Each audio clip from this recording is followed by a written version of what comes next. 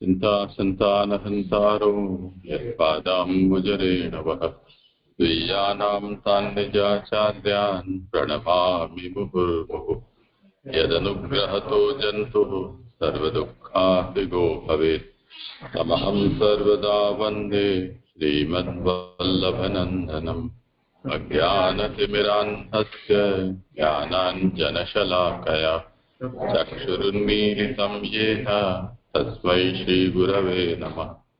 नमामि हृदये शेषे लीलाक्षीराब्धिशायिनम् लक्ष्मीसहस्रलीलाभिः सेव्यमानं कलानिधिम् चतुर्भिश्च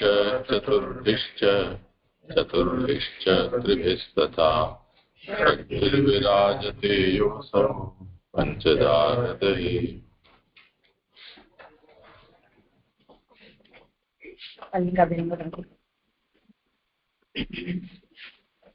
હાજી દંડવત પ્રણામ.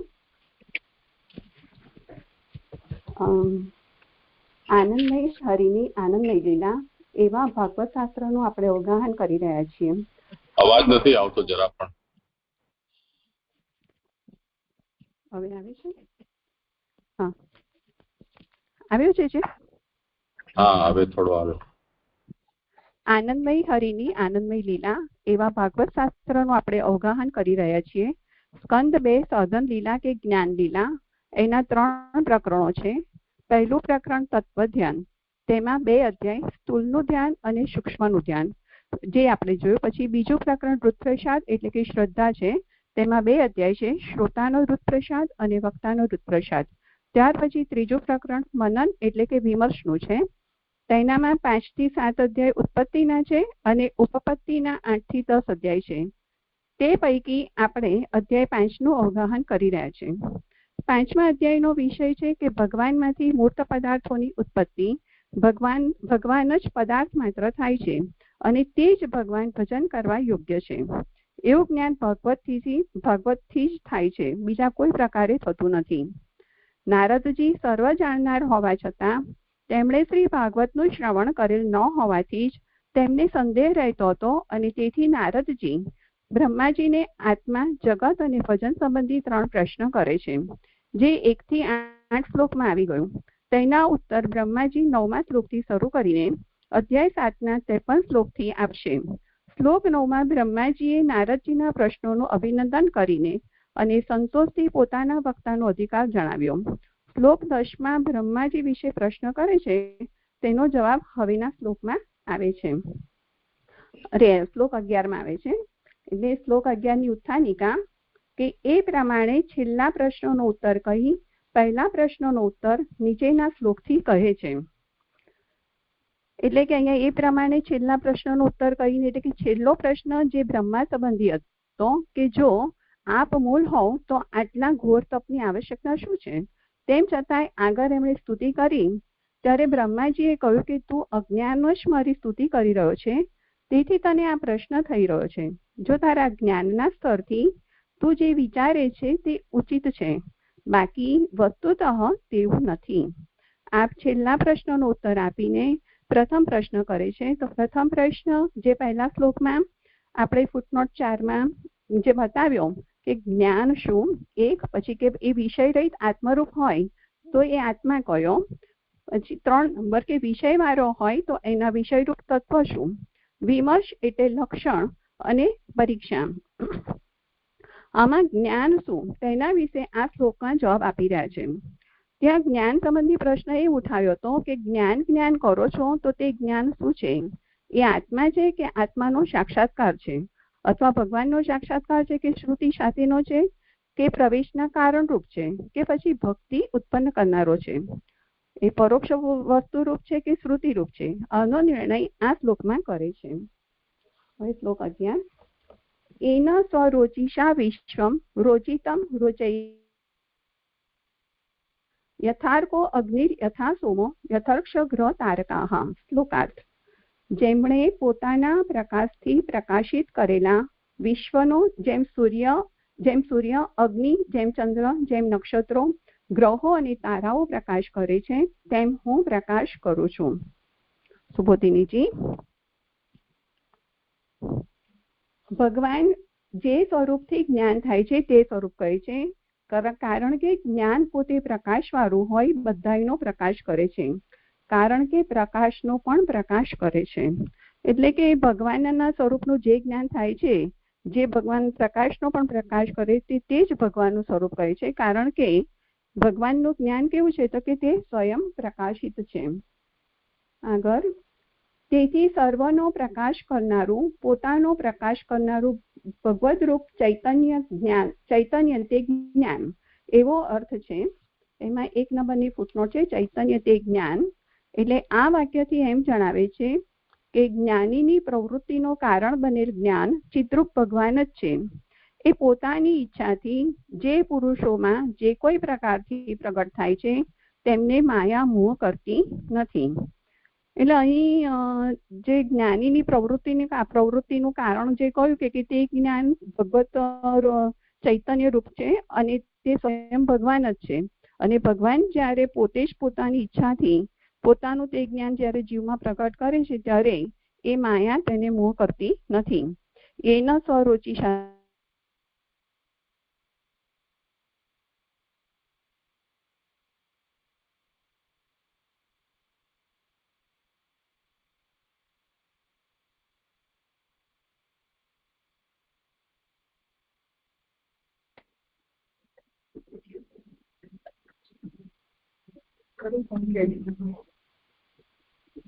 ખબર તો પડી હશે.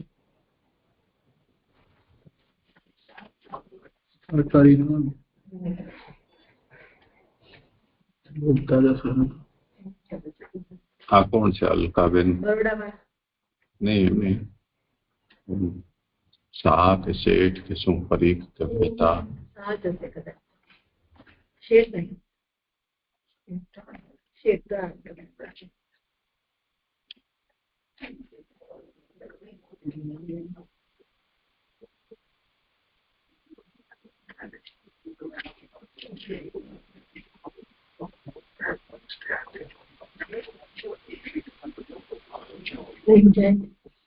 તમારો અવાજ નથી આવતો. કદાચ તમારો ફોન કટ થયો છે. ફોન કટ થયો છે, જોડાઈ જાવ ફરીથી. એમનું ચાલુ જ પ્રવચન અવાજ મારો નથી આવતો એવું છે એટલે એમને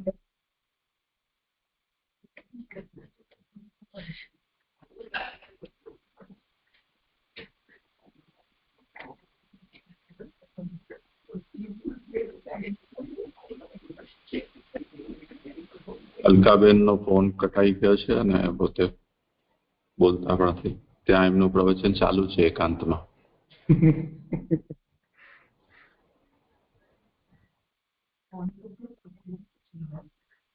ના તો એમને એમ લાગ્યું હશે કે કોન્ફરન્સ માંથી વાત કરી રહ્યા છીએ એટલે એમણે ચાલુ રાખ્યું.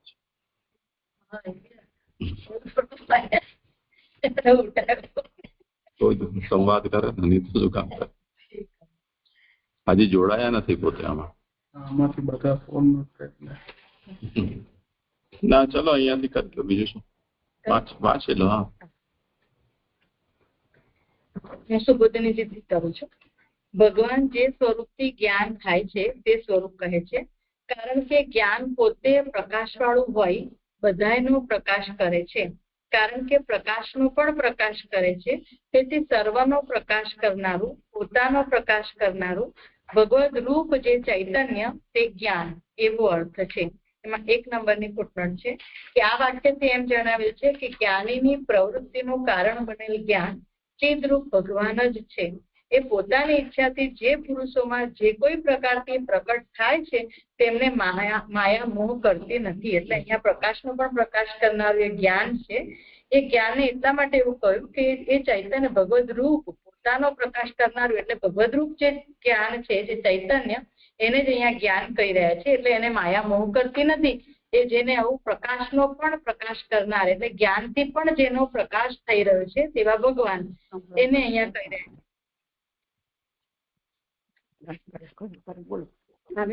બોલો. હા જે છે ક્યાં સુધી લીધું? કઈ લીધું જ નથી. તમારી માટે સ્વરોચી ત્યાંથી દંડવત પ્રણામ જે અલકાબેન હા. બોલે છે. અવ્યક્તમાં લય પામેલું ત્યાંથી લઉં છું જે ત્યાંથી લઉં કે પહેલેથી લઉં? સ્વરોચિષા ત્યાંથી લો, ત્યાં સુધી તમે 1 નંબરની ફૂટનોટ છે ને, બસ ત્યાંથી સ્વરોચિષા. સ્વરોચિષા એટલે કે સ્વરોચિષા પોતાના પ્રકાશથી પોતે જ પ્રકાશે છે અને પોતાના આત્માને પણ પ્રકાશે છે. તે પોતે પ્રકાશનાર, જે ભગવાન પોતે પ્રકાશનાર છે, વિશ્વને એમણે જ રોચિતમ એટલે પ્રકાશિત કરેલું છે.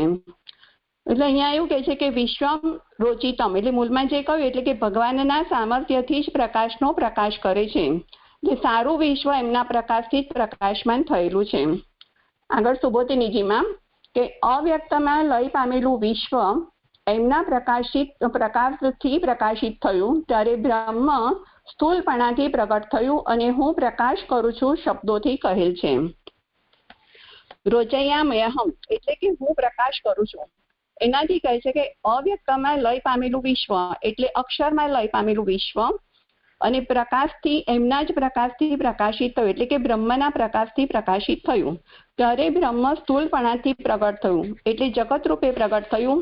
એ પ્રકાશ ભગવાનનો છે, તેના પ્રકાશથી હું પ્રકાશું છું. એટલે કે પ્રલય સમયમાં જ્યારે આ વિશ્વ અવ્યક્ત એટલે કે જેને તમ કહેવામાં આવે છે તેમાં સમય જાય છે અને ત્યાર પછીથી સૃષ્ટિની અવસ્થામાં આ જ જ્ઞાન જ તે વિશ્વને બહાર પ્રકાશિત કરે છે. તે સમયે આ જગતરૂપ બ્રહ્મ સ્થૂળ રૂપે બહાર પ્રગટ થાય છે. તેના માટે કહે છે કે રોચયામ્યહમ એટલે કે તે ભગવાનના પ્રકાશથી જ પ્રકાશિત છે. એ વિષયમાં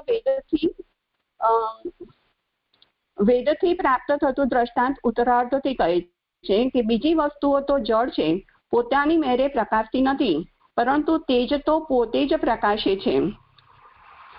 એટલે કે ભગવાનનું તેજ જે છે તે સ્વયં પ્રકાશિત છે અને તેનાથી જળ વસ્તુઓ પણ પ્રકાશે છે.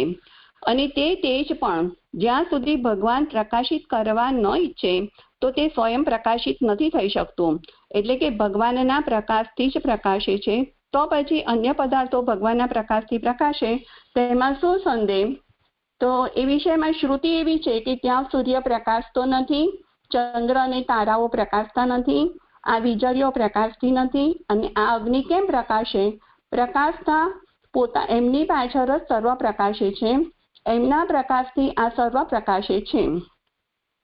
એટલે અહીંયા મૂળમાં જે કીધું યથાર્કો અગ્નિર યથા સોમો યથર્ક્ષ ગ્રહ તારકાહ, એનાથી કહે છે કે સૂર્ય, અગ્નિ, સોમ એટલે ચંદ્ર, યથાર્ક્ષ એટલે કે નક્ષત્ર, ગ્રહ તારકાહ એટલે કે ગ્રહો અને તારાઓ, આ બધા ભગવાનના પ્રકાશથી જ પ્રકાશમાન થાય છે. એમાં કોઈ સંદેહ નથી, કારણ કે શ્રુતિ પણ એવું કહી રહી છે કે તે સ્વયં પ્રકાશતા નથી પણ ભગવાનના પ્રકાશથી જ પ્રકાશે છે. સુબોધિનીજીમાં કે એ પૈકી વીજળી કોઈક સમયે જ થતી હોય, શ્લોકમાં એ કહી નથી. એટલે અહીંયા શ્રી મહાપ્રભુજી જણાવે છે કે મૂળમાં વીજળી શબ્દ કેમ નથી લીધો? તો કહે છે કે એ તો ક્યારેક પ્રકાશે છે, એટલે એ ક્યારેક પ્રકાશી હોવાથી અહીંયા મૂળમાં એને નથી ગણવામાં આવી, જણાવવામાં આવી.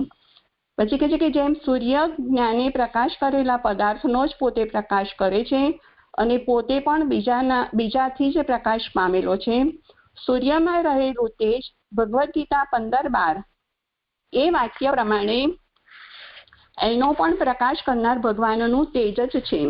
તેવી રીતે મારામાં પણ જ્ઞાન કરાવનારું એ તેજ જ છે. એવી રીતે અગ્નિ વગેરે, અશ્વિની વગેરે નક્ષત્રો, બુદ્ધ વગેરે ગ્રહો અને બીજા તારાઓ ભગવાનના તેજથી પ્રકાશે છે. એટલે અહીંયા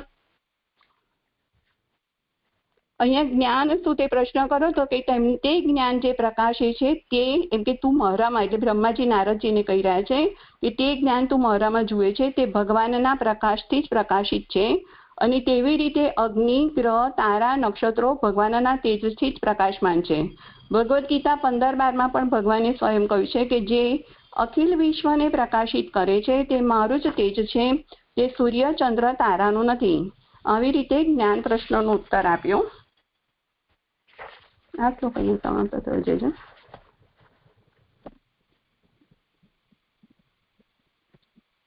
ભલે આગળ લો. હા હાજી.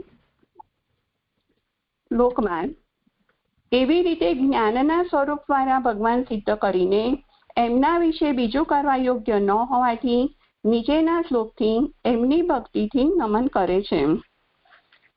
એમાં ફૂટનોટ છે, ભક્તિથી નમન કરે છે એની, એ ભક્તિથી એટલે મહાત્મ્ય જ્ઞાનપૂર્વક સ્નેહથી.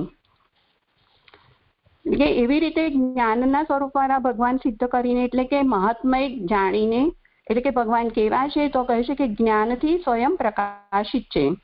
એવી રીતે ભગવાનનું સ્વરૂપ સિદ્ધ કર્યું.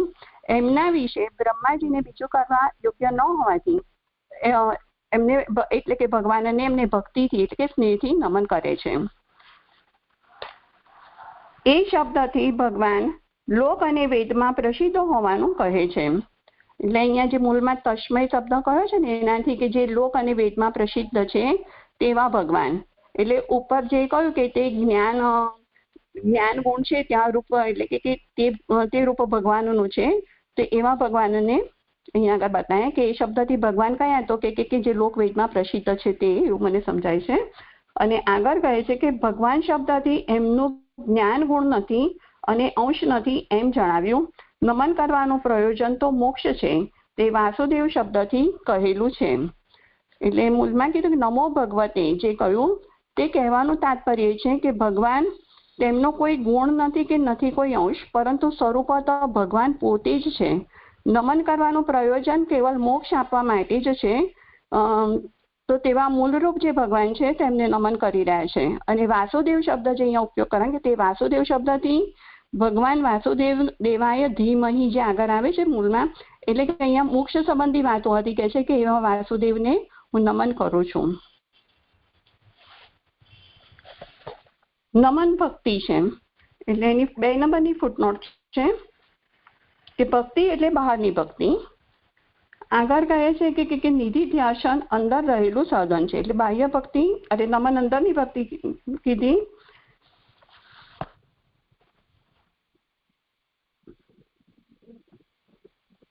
નમન કરું તે બાહ્ય ભક્તિ, અને નિધિ ધ્યાસન એટલે કે એકાગ્રતાથી ધ્યાન કરીએ તે નિધિ ધ્યાસન, એટલે અને તે કેવું છે કે અંદર રહેલું સાધન છે અને ભક્તિનું અંગ છે.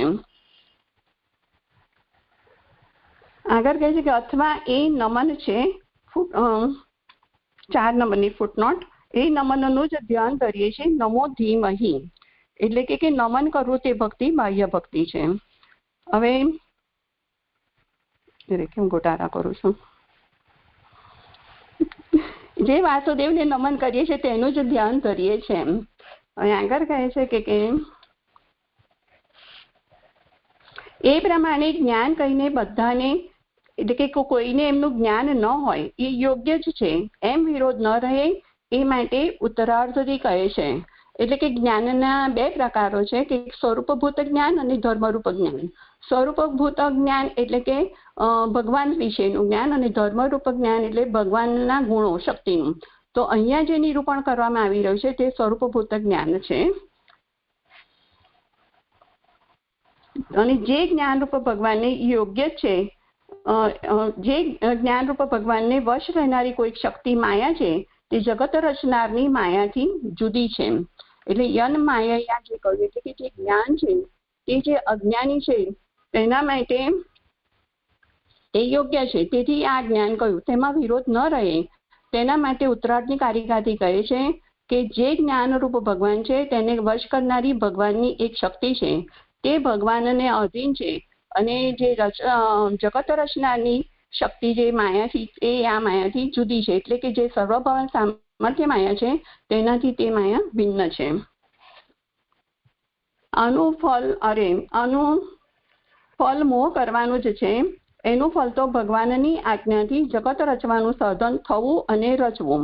એટલે હવે આ જે ભિન્ન માયા કહી ને તેનું કાર્ય શું છે તો કે એ પણ ભિન્ન છે. અને તેનું ફલ શું તો કે છે કે બધાને મોહ કરાવવાનું. તે બધાને મોહ કરાવે છે એટલે એવું લાગે છે કે આ વ્યામોહિકા માયા છે અને જે કાર્ય કરી રહી છે જગત રચવાનું સાધન થવું અને રચવું તે ભગવાનની આજ્ઞા છે. અને એ આજ્ઞા હોવાથી જ તે કાર્ય કરી રહી છે. એ જીતી ન શકાય તેવી વિશેષણથી માયાની શક્તિ કહેલી છે. પ્રાણી માત્રથી એના ઉપર જય મેળવવો અશક્ય છે. તો આ માયા કેવી છે એમ કે યન માયા દુર્જયા એટલે કે જીતી ન શકાય તેવી છે. એવા વિશેષણથી કહ્યું કે માયાની શક્તિ પ્રાણી માત્ર પણ તેના ઉપર વિજય પામી શકતા નથી. વેદ સ્તુતિમાં આ જ માયા હણવા યોગ્ય હોવાની વેદોએ પ્રાર્થના કરેલી છે, કારણ કે એ વેદો જ્ઞાનનો બોધ કરે છે અને માયા તો મોહ કરે છે. 5 નંબરની ફૂટનોટ છે કે વેદોને અનુસરવાથી એને જીતી શકાશે એવી શંકા થાય, તેથી આ વાક્ય કહેલું છે. એટલે વેદ સ્તુતિમાં તે માયાને દૂર કરવી જોઈએ, એટલે કે નાશ કરવો જોઈએ તેવી જે વેદોએ પ્રાર્થના કરી છે તે એટલા માટે કારણ કે તે જીતી ના શકાય તેવી છે.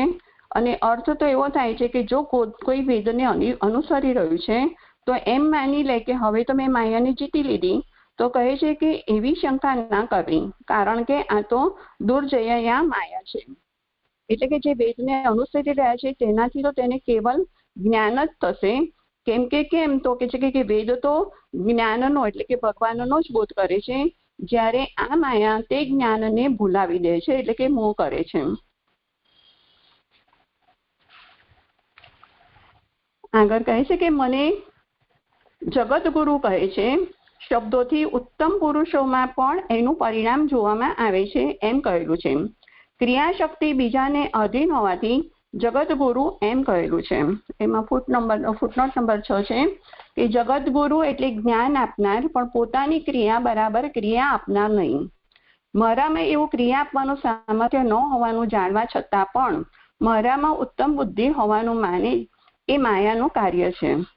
એટલે અહીંયા એવું કહી રહ્યા છે કે મામ બ્રુવંતી જગતગુરુ, મને બધા જગતગુરુ કહે છે.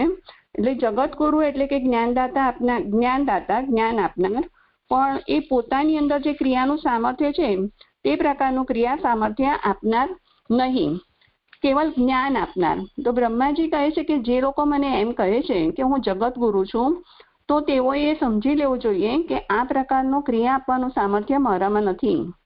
આ વાત જાણવા છતાં પણ જે લોકો મારામાં પરતત્વ હોવાની બુદ્ધિ કરે છે, તો તેનો અર્થ એ છે કે ભગવાનની જે દૈવી ઐશા ગુણમયી મમ માયા દુરતયા, એ માયા જે દુરતયા છે તેનો પ્રભાવ તેમના પર બતાવે છે.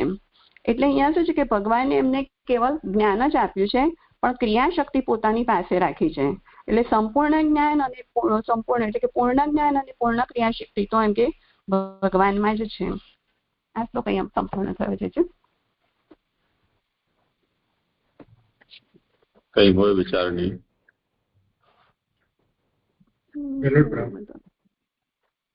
પૂર્વના શ્લોકમાં થોડી શંકા છે કે ત્યાં જ્ઞાનના સ્વરૂપવાળા ભગવાન કીધા જે સર્વને પ્રકાશ કરે છે, જે એટલે ચિદ્રૂપ ભગવાન. કરો સમાધાન.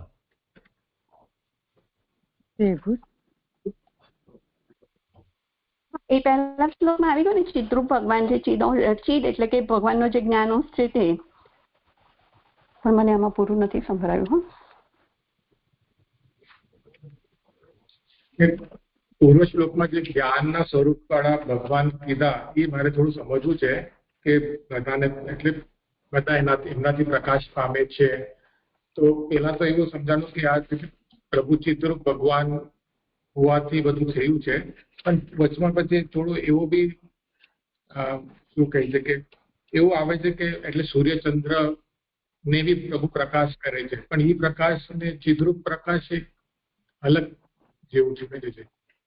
એ મને આ જેવું સમજવું છે કે ચિદ્રૂપ પ્રકાશ એટલે કેવી રીતે સમજવું. અહીંયા તો ભગવાનના જ્ઞાન ચિદ્રૂપ એટલે ચિદ્રૂપ ભગવાન જે છે એમના જ્ઞાન, એટલે કે ચિદ્રૂપ એટલે ચિદંશ અને ચિદંશ એટલે ભગવાનનું જ્ઞાન. એમ પણ જ્ઞાનોશ પણ એ મને નહીં ખબર પડે તમે જે કહો છો તેમ.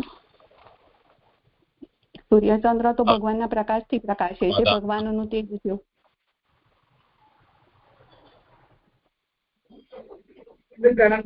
એટલે બહુ એટલું નથી સમજાતું કે છે, પછી મને થોડું સમજાય છે. હું કહું છું જ્ઞાન પોતે પ્રકાશ વાળું હોય, બધાનો પ્રકાશ કરે છે. એટલે જ્ઞાનને જ પ્રકાશ કરે છે, અજ્ઞાનને અંધકાર કરે છે. એમ એવી રીતે તો જ્ઞાન છે પોતે પ્રકાશ વાળું છે, એટલે જ્ઞાનથી બધાનો પ્રકાશ થાય છે. કારણ કે પ્રકાશનો પણ પ્રકાશ કરે છે, તેથી સર્વનો પ્રકાશ કરનારું છે. પોતાનો પ્રકાશ કરનારું એટલે જ્ઞાનનો પણ પ્રકાશ કરનારું કોઈ છે તો એ ભગવદરૂપ જે ચૈતન્ય એ જ્ઞાન છે એ પોતાનું એટલે કે જ્ઞાનને પણ પ્રકાશ કરનારી ભગવદરૂપ જે ચૈતન્ય છે તે જ્ઞાન. એમ અહીંયા બીજા જ્ઞાન છે એટલે ભગવાનનું જે ચૈતન્ય રૂપ જે છે એ જ્ઞાન રૂપ છે. એ પોતાનું એટલે કે જ્ઞાન થયેલું જેને છે એનો પણ પ્રકાશ કરે છે. એટલા માટે અહીંયા ફૂટનોટમાં એમ કહી રહ્યા છે કે જ્ઞાનીની પ્રવૃત્તિનું કારણ બનેલ જ્ઞાન ચિદરૂપ ભગવાન જ છે. એટલે જ્ઞાન પ્રાપ્ત કરીને જે જ્ઞાની થયો છે એને પણ આગળ પ્રવૃત્તિ કેમ કરે છે? જ્ઞાન થયા પછી પણ એ પ્રવૃત્તિ, કારણ કે જ્ઞાન થઈ ગયું તો પ્રકાશ તો થઈ ગયો એને, તો એ પ્રકાશ થયા પછી પણ હજી પણ જ્ઞાનની જે પ્રવૃત્તિ કરી રહ્યો છે તે એ ભગવાન ચિદરૂપ ભગવાનનું જે જ્ઞાન છે એના માટે જે પ્રયત્ન કરે છે. એટલે મને એવું લાગે છે કે જે કહે છે ને ગૌનામ જન્મના અંતે જ્ઞાનવાનમાં પ્રપદ્યંતે, કદાચ એવી રીતે ના કરે કે ઘણા જન્મના અંતે જ્ઞાની પછી પાછું ભગવાનનું ભજન કરી અને ભગવાનમાં એનું પ્રાપ્ત કરે છે. તો એ રીતે અહીંયા કહી રહ્યા હોય એવું થોડું જણાય છે. આપકે જ જે વિશે મને તો આટલું સમજાય છે. એટલે મૂળ પ્રશ્ન અહીંયા એ છે કે તેજ અને ચૈતન્ય એ બંને એક જ તાત્પર્યથી અહીંયા લેવામાં આવી રહ્યું છે કે બે જુદી વસ્તુ છે. એટલે અહીંયા તો લાઇટ છે ને, અને ત્યાં નોલેજ અથવા એમની એ જાતનું ચિન્મયતા જે છે તે. તો સંવેદના ગ્રહણ કરવાનું જે સામર્થ્ય છે એ ચેતનામાં હોય છે, એ ચૈતન્ય કહેવાય છે. એ ધર્મ જેમાં છે.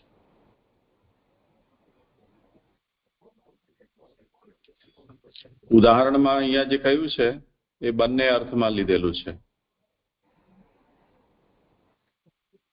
કે જેમણે પોતાના પ્રકાશથી પ્રકાશિત કરેલા વિશ્વનું,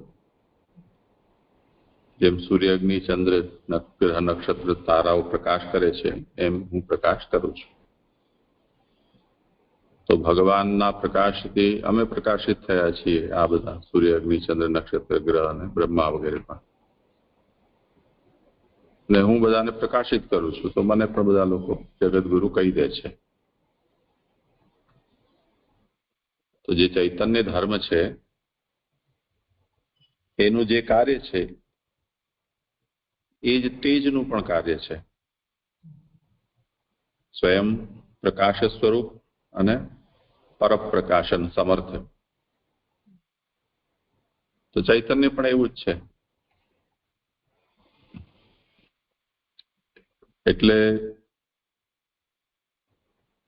અહીંયા જે ગીતાજીનું વચન આપ્યું કે યદાદિત્ય ગતમ તેજો જગત ભાષે તે ખેલમ યચંદ્રમસી યચાગમ તત્તેજો વિદ્યમામકમ.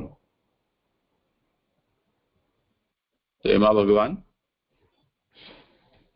એને તેજથી કહી રહ્યા છે, મારું તેજ છે. હવે તેજ ભગવાનમાં કયા સ્વરૂપમાં છે? તો એ ચૈતન્ય સ્વરૂપમાં. એનો અહીંયા તેજના રૂપમાં પ્રભાવ પડી રહ્યો છે. મૂળ વસ્તુ પ્રકાશકતા અને પ્રકાશ્ય હોવું.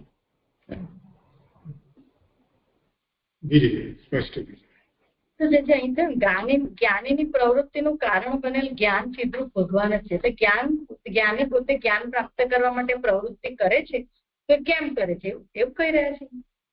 તો આ એ ચિદરૂપ ભગવાન જ હોવાથી એ જ્ઞાની પોતે જ્ઞાન પ્રાપ્ત કરવાની પ્રવૃત્તિ કરે છે. એવું કેવી રીતે? એ તો આપણે કહ્યું ધર્મરૂપ અને સ્વરૂપભૂત. હા, એ કરો ખુલાસો તમે.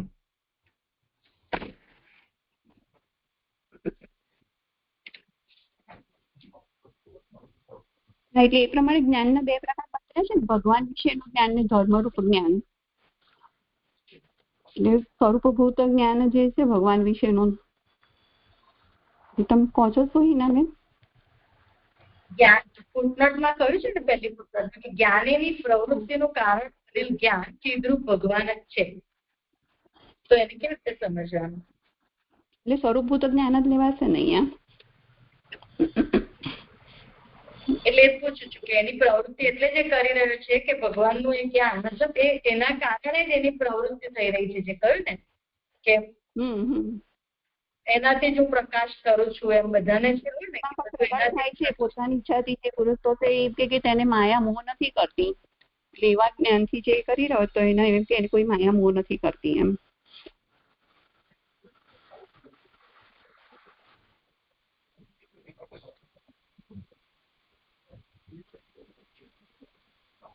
એટલું સમજાય છે મને તો. થયું સમજ? મતલબ સમજાતું નથી કેમ એવું કે છે જ્ઞાની ક્યારે થયો અને જ્ઞાની ક્યારે કહીશું કે એને જ્ઞાન પ્રાપ્ત કર્યું ત્યારે તો એ જ્ઞાની થયો ને. તો પછી હવે એ પ્રવૃત્તિનું કારણ બનેલ જ્ઞાન ચિદરૂપ ભગવાન છે એ મને નથી સમજાતું. એટલે આપ કહો છો તો ધર્મરૂપ જ્ઞાન એને પ્રાપ્ત કરી લીધું છે, હજી હવે સ્વરૂપ ઊભું છે એટલે ધર્મી રૂપ જ્ઞાનની પ્રાપ્તિ કરે છે એવું સમજવાનું છે.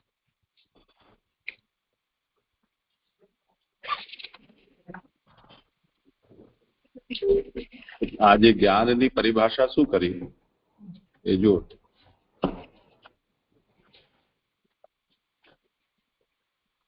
તસ્માત સર્વ પ્રકાશકમ સ્વપ્રકાશકમ યત ચૈતન્યમ ભગવદ રૂપમ તજ જ્ઞાનમ. એના પહેલાથી જ લો કે ભગવાન જ્ઞાનમ ભવતી યેન રૂપેણ તદ્રૂપમ ઉચ્યતે. જે રૂપથી ભગવાન જ્ઞાન બને છે એ રૂપ કહેવામાં આવી રહ્યું છે. એ શું? ચૈતન્ય. તો સર્વ પ્રકાશકમ અને સ્વપ્રકાશકમ, બધાનું પ્રકાશ પણ કરનારું અને પોતે પણ જે પ્રકાશ, એવું જે ચૈતન્ય છે, ભગવદ રૂપ ચૈતન્ય, એ જ્ઞાન છે. એના ઉપર શ્રી પુરુષોત્તમજી આ કહી રહ્યા છે કે જ્ઞાની પદ પ્રવૃત્તિ નિમિત્ત ભૂતમ જ્ઞાનમ ચિદ્રૂપો ભગવાન. જેના અંદર જ્ઞાન છે તે જ્ઞાની. તો જ્ઞાન છે, જ્ઞાન ઇન્વર્ટેડ કોમામાં, એટલે શું કે જેના ભીતર ચિદ્રૂપ ભગવાન છે એ જ્ઞાની. સ યેષ્વેવ સ્વેચ્છયા આવિર્ભવતી. એ પ્રકારના ચિદ્રૂપ ભગવાન જેના અંદર પોતાની ઈચ્છાથી આવિર્ભૂત થાય છે, કેનચિત પ્રકારેણ, જે કોઈ પણ પ્રકારથી, એને માયા મોહ નથી કરી શકતી. તો એ પ્રકારનો જે ભગવાનના ચૈતન્યનો આવિર્ભાવ જેના ભીતર થયેલો છે એ બધા જ્ઞાનીઓ કહેવાય છે.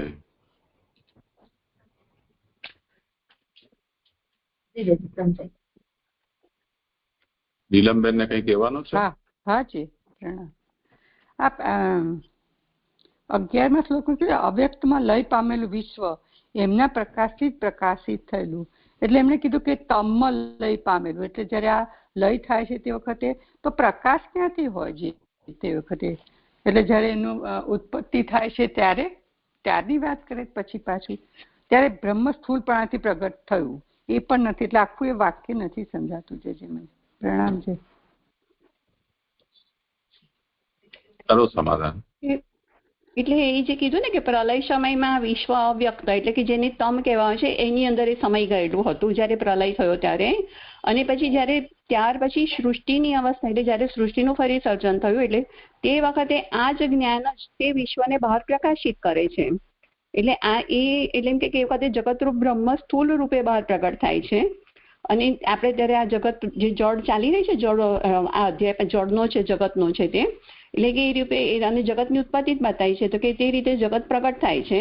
એટલે અહીંયા જે રોચૈયામાં એમ કીધું ને ભગવાનના પ્રકાશથી તે પ્રકાશે છે તેમ, એટલે એની વાત કરવામાં આવે છે અહીંયા આગળ. ના પણ પછી વાક્ય છે ત્યારે બ્રહ્મ સ્થૂળપણાથી પ્રગટ થયું. આ તો બ્રહ્મ કીધું. જળપણાથી પ્રગટ થયું એટલે જગત અત્યારે બતાવ્યું છે ને, જગત જળ છે. એટલે આપણે અત્યારે એનું ઉત્પત્તિમાં પહેલું જગતનું બતાવ્યું, પછી જીવનું બતાવ્યું, પછી ઈશ્વરનું. તો જગતમાં જળ બતાવ્યું છે ને, જગત સ્થૂળપણાથી પ્રગટ થયું છે. એટલે બ્રહ્મ એટલે તમે જગતરૂપી બ્રહ્મ લીધું, જગતરૂપી બ્રહ્મ ગણો છો. ત્યારે બ્રહ્મ સ્થૂળપણાથી પ્રગટ થયું એટલે જગત રૂપે પ્રગટ થયું એમ. જે આ રીતે આ જોડવાનું મને નથી ખ્યાલ આવતો. પ્રણામ. શું આપત્તિ શું છે? એટલે બ્રહ્મરૂપ જગતરૂપ બ્રહ્મ સ્થૂળપણાથી પ્રગટ થયું એટલે એને બ્રહ્મના સ્થૂળ રૂપમાંથી જગત પ્રગટ થયું એમ કે છે ને? નહીં, અવ્યક્તે લીનમ વિશ્વમ. જે જગત છે એ અવ્યક્તમાં જે લીન થયું એ તદરુચિષા પ્રકાશિતમ જાતમ. એ ભગવાનના જ પ્રકાશથી પ્રકાશિત થયું. તદા સ્થૂલતયા બ્રહ્મ અભિવ્યનક્તિ. તે વખતે એ સૂક્ષ્મ બનેલું સ્થૂલ રૂપથી અભિવ્યક્ત થયું. જી હા, સમજાયું. પછી જે આ 12મા શ્લોકમાં છે ને કે ભગવાન, બીજું જ વાક્ય, ભગવાન શબ્દથી તેમનું જ્ઞાન ગુણ નથી અને અંશ નથી. હવે ગુણ નથી ને અંશ નથી એટલે શું કહેવા માંગે છે એને સમજાતું ને. નીચે છેલ્લે 2 લીટી છે ને, જગત ગુરુ, એ નથી મને સમજાતું. મને એ 2 જ નથી સમજાતું. પ્રણામજી.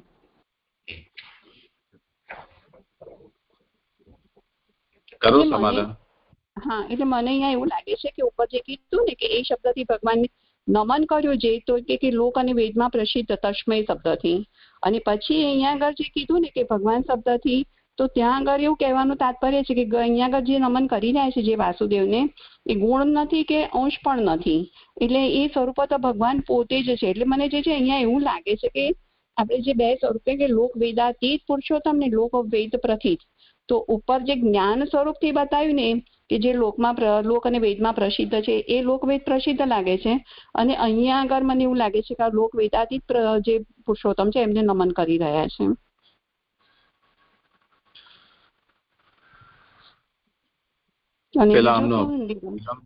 પ્રશ્નનો પેલા કરી લો, પછી બીજો વિષય પછી લઈએ. એ જ એટલે પ્રશ્ન કરે ને કે ભગવાન શબ્દથી, વાસુદેવ શબ્દથી કહેલું છે, એટલે શું કીધું તમે? વાસુદેવ નહીં, ભગવાન શબ્દથી તેમનો જ્ઞાન ગુણ નથી અને અંશ નથી એમ જણાવ્યું. અને નમન કરવાનું પ્રયોજન મોક્ષ છે. હા, તે વાસુદેવ, એ તો ખ્યાલ કે નમન થી વાસુદેવ મોક્ષ દાતા છે. જે સ્વરૂપ ભગવાન જે છે ને કે લોક વેદાતીત પુરુષોત્તમ છે, એટલે મને એવું સમજાય છે કે એમને અહીંયા કરી નમન કરી રહ્યા છે. એટલે જે ભગવાન કેવા છે કે જેનો ગુણ પણ નથી ને કોઈ અંશ પણ નથી, ભગવાન એટલે ધર્મી સ્વરૂપ.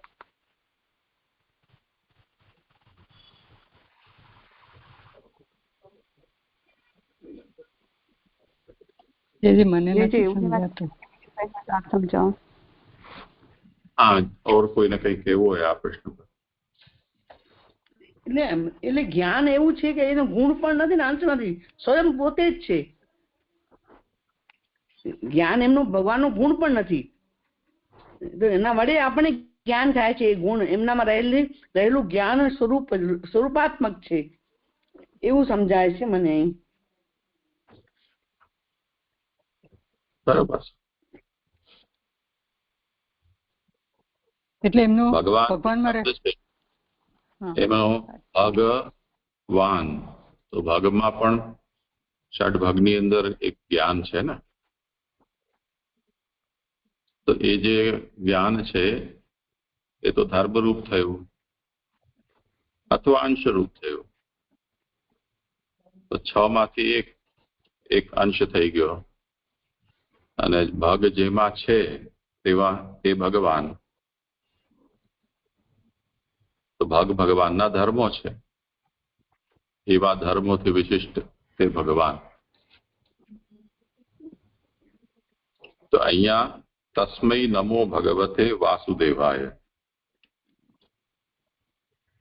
એવી રીતે સ્તુતિ કરી રહ્યા છે કે એ જે ભગવાન વાસુદેવ છે એમને હું નમસ્કાર કરું છું.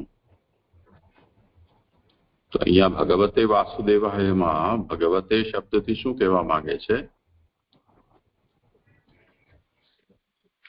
તો જેનો જ્ઞાન અંશ છે, કે જેનું જ્ઞાન ધર્મ છે એમ નહીં, પરંતુ જે જ્ઞાન સ્વરૂપ છે, જે 11માં નિરૂપણ કરીને આવે. અને એ મોક્ષદાતા છે એટલે વાસુદેવ. હા, એ થયું. પછી આ નીચે છેલ્લું છે ને, મને જગતગુરુ કહે છે શબ્દોથી ઉત્તમ પુરુષોમાં પણ એનું પરિણામ જોવામાં આવે છે. એનું એટલે જ્ઞાનનું સમજવાનું એમ કહેલું છે, અને ક્રિયાશક્તિ બીજાને અધીન હોવાથી જગતગુરુ એમ કહેલું છે. એ નથી ખ્યાલ આવતો જે મને. પ્રણામ. કરો સમાધાન. હા, એટલે અહીંયા છે ને એમને જગતગુરુ કહેવામાં, જગતગુરુ એટલે જ્ઞાન આપનાર, બરાબર. તો અહીંયા ભગવાને એમને જ્ઞાન તો આપ્યું છે પણ ક્રિયાશક્તિ છે ને પોતાની પાસે રાખી છે એમ. એટલે અહીંયા એવું કહી રહ્યા છે કે શબ્દોથી ઉત્તમ પુરુષોમાં પણ એનું પરિણામ જોવામાં આવે છે એમ કહેલું છે. એટલે જગતગુરુ કહે છે પણ ક્રિયાશક્તિ, એટલે ક્રિયાશક્તિ ને જ્ઞાન શક્તિ તો એટલે જે છે એ કોણ? પૂર્ણ જ્ઞાન શક્તિ ને પૂર્ણ ક્રિયાશક્તિ તો ભગવાનમાં જ છે. પણ ભગવાને આપેલી હોવાથી તો કે છે કે જ્ઞાન શક્તિ આપી છે, એટલે જ્ઞાન એમને આપ્યું છે પૂરું, પણ ક્રિયાશક્તિ નથી આપી. એટલે અહીંયા એમને જગતગુરુ કહ્યા છે એમ. એટલે અહીંયા આ વાત કરવામાં આવી છે કે ક્રિયાશક્તિ બીજાને અધીન હોવાથી, એટલે ભગવાનને અધીન છે ક્રિયાશક્તિ. એ બરાબર. એ બીજી લાઈન, હા, એની પહેલા છે શબ્દોથી ઉત્તમ પુરુષોમાં પણ એનું પરિણામ જોવામાં આવે છે. એટલે માયા. હા, મને એ થયું કે માયા. હા, એટલે મોહ કરે છે, એટલે ઉત્તમ પુરુષો પણ મોહિત થઈ જાય છે એમ ભગવાનની માયાથી, એવું કહે છે. બ્રહ્માજી પર તત્વ છે એવું નારદજી માને છે. અને એટલે અહીંયા બ્રહ્માજી એમને કહી રહ્યા છે કે મારામાં ઉત્તમ બુદ્ધિ હોવાનું એ તો વ્યામોહિકા માયાનું કાર્ય છે એમ, કે તમે જે કહી રહ્યા છો ને તે એમ. હા, સરદા પ્રણામ. અહીં જે કર્યું ને કે પૂર્ણ જ્ઞાન પ્રભુ ને પૂર્ણ ક્રિયાશક્તિ વાળા, અહીં કહ્યું ને કે ક્રિયાશક્તિ નથી આપતા, તો આપણે એવું સમજ્યા છીએ આગળ આપણે ભાગવતજીમાં કે ભગવાન છે ને, શું આ બધા દેવો કોઈ પણ છે એ જ્ઞાન કરાવી શકે પણ ક્રિયાશક્તિ એટલે ગતિ ન કરાવી શકે.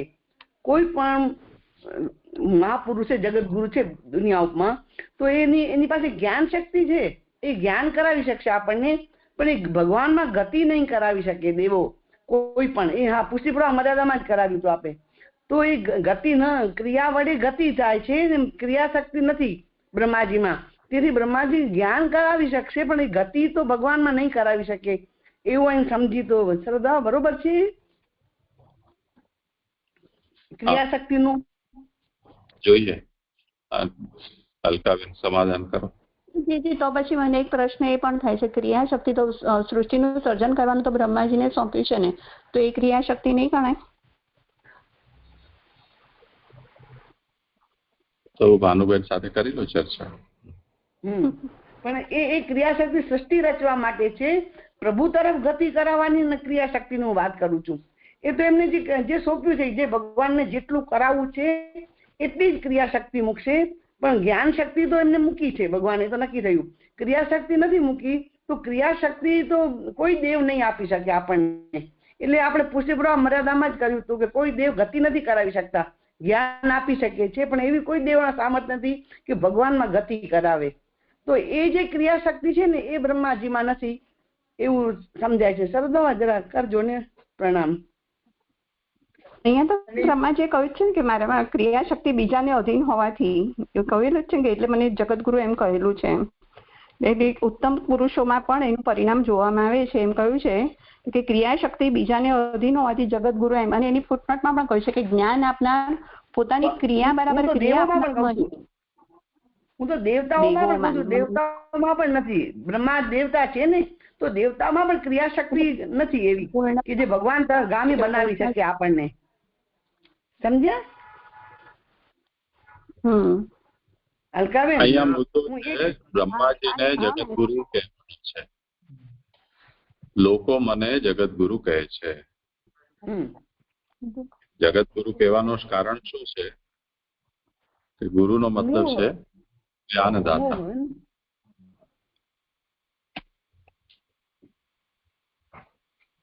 ગુરુનો અર્થ છે જ્ઞાનદાતા. તો જ્ઞાન તો આપી દઉં છું, નતુ સ્વક્રિયા સ્વીય ક્રિયા સમક્રિયા દાતારમ. મારામાં જે ક્રિયા કરવાનું સામર્થ્ય છે એવું ક્રિયાનું દાન કરનાર નહીં. એતેન મયી તાદૃક ક્રિયા દાન સામર્થ્યાભાવમ જાનતોપી તે યા મયી પરત્વ બુદ્ધિ સા તત્કાર્યમ ઇતિ જ્ઞાપિતમ. એટલે મારામાં એ પ્રકારની ક્રિયાના દાનનું સામર્થ્ય નથી એવું જાણતા હોવા છતાં પણ એ લોકો મારા અંદર હું પર છું, બધાથી પર છું, શ્રેષ્ઠ છું એવી બુદ્ધિ કરી રહ્યા છે એ માયાનું જ કાર્ય છે. એટલે માયાથી મોહિત લોકો બ્રહ્માને એમ કહે છે કે તમે ભગવાન છો, જગતગુરુ છો, આ છે તે છો. જી પછી સર્વ આ ન સમજાયું કે એક મિનિટ ક્યાં ગયું આપ આપને પ્રકાશો છો પોતાને અને પરને પ્રકાશો છો તો પોતાને કેમ પ્રકાશે? ક્યાં ગયું? ધ્યાન કર્યું છે ત્રણ જ્ઞાન કહીને જ્ઞાન ભગવાન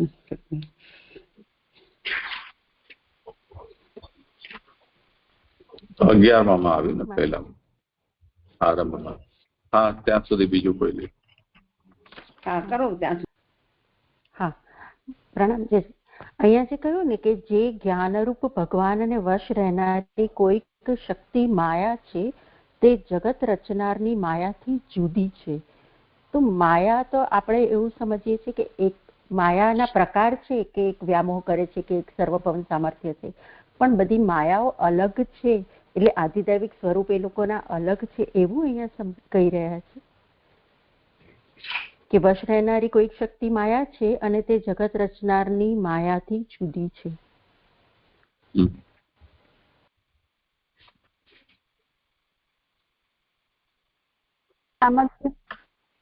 આની અંદર તો બે માયાની જુદી પાડી છે ને કે જગત રચનારી માયા છે તે એનાથી આગળ મને નહીં ખબર, પણ જગત રચનારની જે માયાથી જગત રચના વાળી જે માયા છે એ સર્વભવન સામર્થ્ય વાળી છે અને પેલી વ્યામોહિકા માયા છે.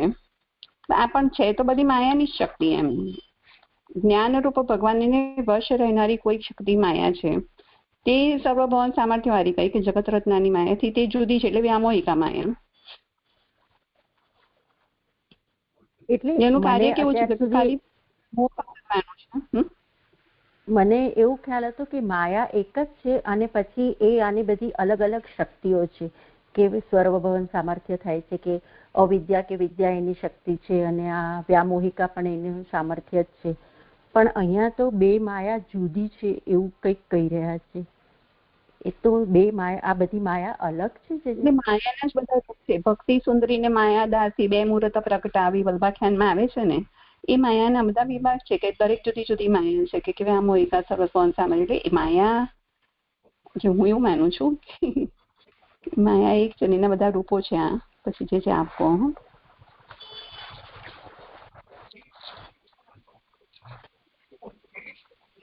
એટલે ભગવાનની શક્તિ છે માયા એટલે ભગવાનની શક્તિ. અહીંયા બે માયા જુદી છે એમ કહું છું તો બધી માયા જુદી છે કારણ કે શાસ્ત્ર પ્રકરણમાં પણ આપણે 12 પ્રકારની શ્રેયા પુષ્ટ્યા ગિરા કાંતા કરીને 12 પ્રકારની માયાના પ્રકાર તો ત્યાં જ બતાવ્યા છે. પણ એવું કે છે ત્યાં પણ કે આટલી 12 જ નથી, અનંત શક્તિઓ છે ભગવાનની. તો અનંત પ્રકારની માયા ભગવાનની એટલે ભગવાન પોતાની શક્તિથી કાર્ય કરે છે. તો આ બધી શક્તિમાનની શક્તિ છે ને બધી ભિન્ન ભિન્ન છે. એક માયા જે તમે બોલ્યા કે એક માયા છે ને અવિદ્યા અને વિદ્યાનો પ્રકાર છે, તો એક માયા એવી છે કે એક એ છે કે જેની વિદ્યા પણ અને અવિદ્યા બંને પ્રકારની એ માયાની બે શક્તિ છે. એક જ પ્રકારની માયા છે જેની શક્તિ બે છે, બંધન કરવાનું અને મુક્તિ આપવાની. એવી બે શક્તિ એ માયાની છે. એવો પ્રકાર છે એક માયાનો. બાકી બધી માયા અલગ અલગ છે એવું મને સમજાય છે. એ જે તમે કહ્યું એ શક્તિઓ તો બરાબર છે કે પુષ્ટિગીરા ને એ શક્તિઓ આપણે ગણીએ છીએ, પણ માયા તો આપણે માયા રૂપી એ શક્તિઓ છે એવું તો મને માયા જ ગણી છે ત્યાં અને 12 પ્રકારની શક્તિઓ બતાવી છે ને 12 પ્રકારની માયા જ ગણી. અને પછી આપણે એ માયાની અંતર્ગત આપણે પ્રધાન અને પ્રકૃતિ પણ લઈએ છીએ. તો આ સર્વભવન સામર્થ્ય માયા છે એ પ્રધાન થઈ, એનાથી પછી પ્રકૃતિ થયું એટલે વિષમપણું આવ્યું એટલે, અને પછી વ્યામોહિકા થઈ તો એની અંતર્ગત જ્ઞાન અને અજ્ઞાન એટલે વિદ્યા અને અવિદ્યા. એવી રીતે જે આવું બાયફર્કેશન છે. એટલે માયા, કારણ કે આગળ પ્રથમ સ્કંદમાં આપણે જોયું કે બ્રહ્માજીએ જ્યારે ભગવાનના દર્શન કર્યા તો એમને માયાની સાથે આધિદૈવિકી માયા સાથે એમને કર્યા. તો ત્યાં તો એવા પ્રકારોનું કઈ એક જ માયાની વાત થઈ હતી. તો આ બધું એક જ માયાના બધા પ્રકારો છે એટલે એની શક્તિઓ છે એવું સમજવાનું.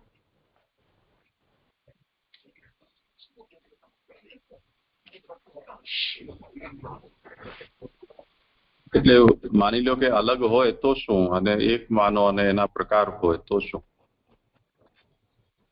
ના, અહીંયા જે લખ્યું છે ને એમાં એવું લાગે છે કે બે જુદી છે, કે જે જ્ઞાનરૂપ ભગવાનને વશ રહેનારી કોઈક શક્તિ છે તે જગત રચનારની માયાથી જુદી છે. એટલે અહીં તો એવું મને આ વાક્યથી તો એવું સમજાયું કે જગત રચનારની જે માયા છે, કે જે માયા સર્વભવન સામર્થ્ય છે એ જુદી છે, અને આ જ્ઞાનરૂપ અને કોઈક શક્તિ બીજી છે એ માયા છે. તો એ માયા કઈ માયા? એટલે અહીંયા આ વાક્ય આવ્યું અને એમ પણ મને આમાં કન્ફ્યુઝન થોડું છે જ કે એક જ માયાના આ બધા પ્રકારો છે. એક ના હોય તો એકને જીતો તો બધી જીતાઈ જાય, એવું પરિણામ આવવું જોઈએ.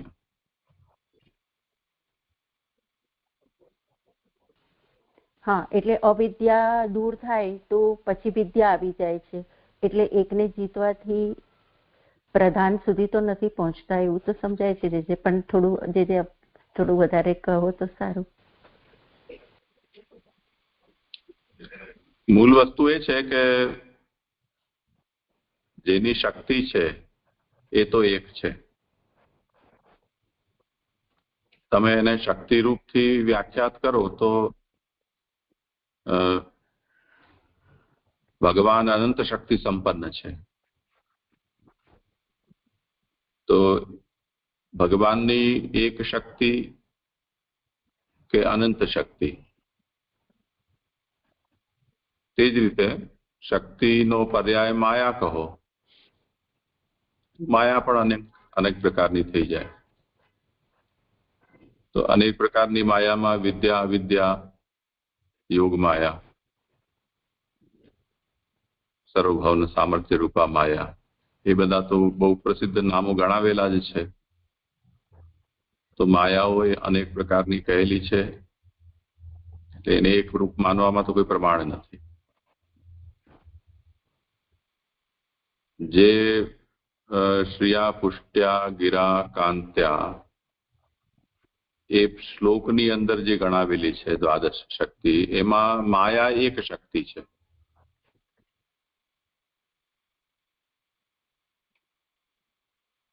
તો ત્યાં માયાને એ 12માંથી એક શક્તિ તરીકે ગણાવેલી છે. તો મૂળ મુદ્દો એ નથી કે તમે એને કઈ રીતે ગણો છો, કેટલી સંખ્યામાં તમે એને ફિક્સ કરો છો. ભગવાન અનેક પ્રકારથી કાર્ય કરે છે, અને જે ભગવાનનું ક્રિયા સામર્થ્ય છે એ ભગવાનની ઈચ્છા હોય તો કોઈને કોઈ આદિદેવિક રૂપ પણ ગ્રહણ કરવા સમર્થ છે. તો વ્યક્તિભેદ પણ ત્યાં થઈ શકે.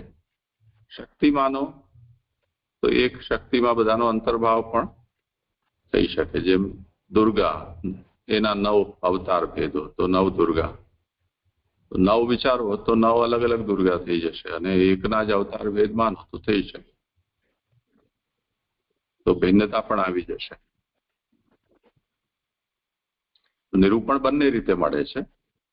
પ્રક્રિયાને સમજાવવા માટે એના પ્રકાર ભેદો સમજાવવામાં આવે છે. જો તમે વેદાંત ના ચિંતનમાં જઈએ તો બને એટલું પ્રક્રિયાને કેન્સલ કરી અને તત્વનું નિરૂપણ કરવામાં આવે, ત્યારે આ બધી વાર્તા એ બધું દૂર કરીને તત્વનો શબ્દનો પ્રયોગ થાય.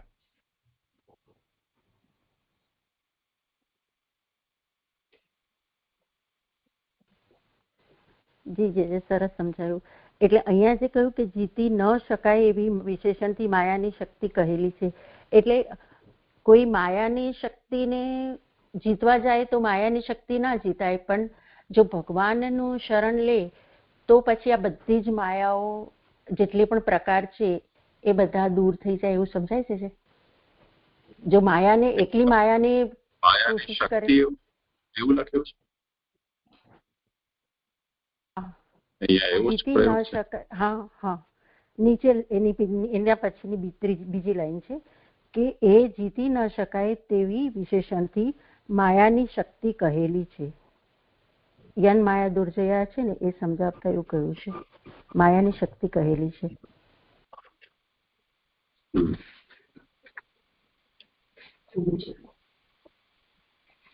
હા તો ઠીક છે, તો માયાની શક્તિ તો બરોબર છે, પણ એટલે માયાની શક્તિ એટલે અહીંયા એવું નથી સમજવાનું કે માયા અને એની કોઈ શક્તિ, એટલે માયાનું સામર્થ્ય એમ તાત્પર્ય છે.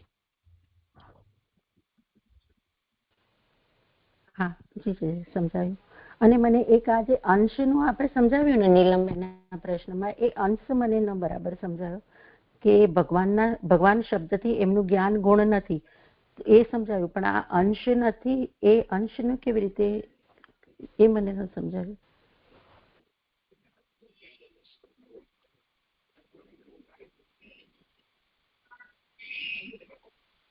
કરો સમાધાન અલકાબેન.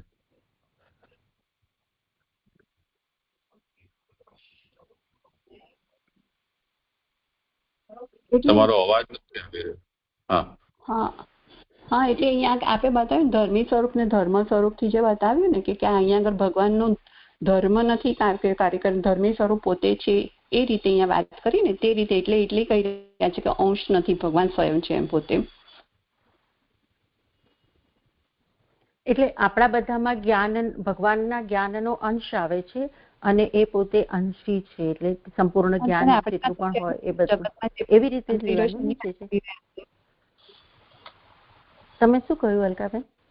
અત્યારે જગતની વાત ચાલી રહી છે ને, અહીંયા આગળ આપણી વાત નથી, એટલે અહીંયા ભગવાનનું સ્વરૂપ બતાવી રહ્યા છે કે અહીંયા કયું કાર્ય કરે છે. જે કીધું કે એમનું જ્ઞાન ગુણ, એટલે જે ઉપર જે બતાવ્યું ચૈતન્ય ગુણ જ્ઞાન છે તેની વાત કરી ને કે જે પ્રકાશ કરી રહ્યો છે, અને અંશ નથી એટલે જે હું આવું સમજુ છું. હા પછી મને નથી ખબર, પણ આપે સમજાય નથી કે ધર્મી ને ધર્મ જે છે તો અહીંયા આગળ એ ધર્મીની વાત ચાલી રહી છે, એમ અંશ નથી.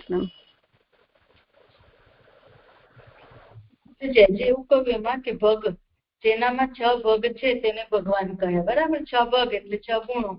તો એમાં એ ગુણમાં જ્ઞાન પણ એક ગુણ છે ને ભગવાન, ઐશ્વર્ય વીર્ય યશસ્વી જ્ઞાન, એવો જ્ઞાન પણ એક ગુણ છે. તો એ ભગવાન શબ્દથી જે લોકવેદમાં પ્રસિદ્ધ હોવાનું કહે છે એમ પણ કહ્યું ને, એટલે એકલા એ જ્ઞાન ગુણવાળા ભગવાન નથી કે અંશરૂપ, એટલે કે કોઈ એક ગુણ અંશરૂપ અથવા એક ગુણ એવા અંશરૂપ એવા પણ ભગવાન નથી, પણ ભગવાન અહીંયા ધર્મી સ્વરૂપ ભગવાન છે એમ અહીંયા એટલે નમન કરવાનું પ્રયોજન તો મોક્ષ છે તે વાસુદેવ શબ્દથી એવું કરીને આગળ કહી રહ્યા છે વાત. એટલે એક ગુણ જે છે એને જ અંશથી કહી રહ્યા છે કે ગુણ નથી અથવા અંશ નથી એમ સમજો, એવું જણાવે છે. એવું મને સમજાય. એવું પણ સમજી શકે ને કે એ બધા ગુણો પૂર્ણ રૂપે એમની અંદર છે. હા એટલે અથવા તરીકે લઈએ ને તો સમજાય, પણ અહીંયા અને કરીને કર્યું છે ને એટલે થોડું કન્ફ્યુઝન થયું. ગુણને ને અંશને ભેગા કરીએ કે અથવા કરીને તો બરાબર છે, પણ અહીં તો કાઉન્સમાં અને કરીને સમજાવ્યું ને જે આ હિનાબેને કહ્યું એવી રીતે સમજાય ને. અહીંયા ભગવાન શબ્દ જ્ઞાન સ્વરૂપ ના અર્થમાં વપરાયો છે એ તાત્પર્ય છે. જેમના અંદર જ્ઞાન છે અથવા તો જ્ઞાન અંશ વાળા એ અર્થમાં નહીં, પરંતુ જ્ઞાન સ્વરૂપ મોક્ષદાતા. હા જી એટલે ગુણ નથી અને અંશ નથી એમ કરીને અંડરલાઈન જ કરે છે ભગવાનનો એ ગુણને, જ્ઞાન ગુણને, એવું જ છે ને. હા સ્વરૂપ જ્ઞાન છે જરા કહેવામાં, એટલે જે એવું કહ્યું કે જ્ઞાન અંશરૂપ નથી એટલે સ્વરૂપભૂત જ્ઞાન છે. આ જે જ્ઞાન છે ને જે આગળના શ્લોકમાં પણ આપણને બતાવ્યું ને, એટલે આ જ્ઞાન જે છે સ્વરૂપભૂત છે એમ, ધર્મી રૂપ છે. આ જ્ઞાન જે છે તે ધર્મરૂપ નથી પણ ધર્મી રૂપ છે એમ સમજો. બરાબર. અહીં પણ હું મારે આટલું જ ખુલાસો કરવો છે. અહીં એ જ વાતમાં છે એટલે કહું છું કે સરોચિતા સમજીને તો ધર્મ પોતાના પ્રકાશથી પોતે જ પ્રકાશે અને પોતાના આત્માને પણ પ્રકાશે, તે પોતે પ્રકાશનાર. તો અહીં શું કહે છે કે પોતે એટલે સ્વરૂપ તો પ્રકાશમાન છે જ, ત્યાં ધર્મ નથી પ્રકાશ, પણ સ્વરૂપથી પ્રકાશમાન જે છે તે પોતાના આત્માને એટલે જગતને પ્રકાશે છે, પદાર્થોને. એટલું મને આત્માને પણ પ્રકાશે છે એટલું સમજવું હતું. તો આત્મા એટલે પોતે અને ધર્મી અને ધર્મ એવી રીતે સમજાશે સરદાઓ? એટલું જ મારે ખાલી ખુલાસો કરવો છે કે પોતાના અને પોતાના અને પોતાના આત્માને આટલું જરાક સ્પષ્ટ કરવું હતું સરદાઓ, બીજું કઈ નથી. બરોબર છે? એટલે યેન સ્વરોચિષા રોચતે એની વ્યુત્પત્તિ શ્રી મહાપ્રભુજીએ અન્વય બે રીતે બેસાડ્યો છે કે યેન એટલે જેના દ્વારા, મૂળનો શબ્દ છે યેન સ્વરોચિષા વિશ્વમ રોચિતમ રોચયામ્યહમ. તો યેન એટલે ભગવતા, ભગવાન કોણ છે એ આના પહેલા સમજાવ્યું કે ચૈતન્ય રૂપ અથવા ચૈતન્ય, જે ભગવદ રૂપ ચૈતન્ય છે તેવું જ્ઞાન. અત્યારે એ સંદર્ભની ચર્ચા છે. તો ભગવદ રૂપ ચૈતન્ય સ્વપ્રકાશેન સ્વયમેવ રોચતે. હવે કેમ કે ભગવાન ભગવદ રૂપ જે ચૈતન્ય છે એમ સમજી લો, આગળ જે ઉદાહરણ આપશે તે ઉદાહરણથી કે મહાકાષ્ઠ છે, મોટું જલતો લાકડો, મશાલ. તો આ જે ભગવદ રૂપ ચૈતન્ય છે એ મશાલ છે. તો સ્વપ્રકાશ છે. સ્વપ્રકાશ હોવાને કારણે પોતાના પ્રકાશથી પોતાને જ પ્રકાશિત પણ કરી રહ્યો છે.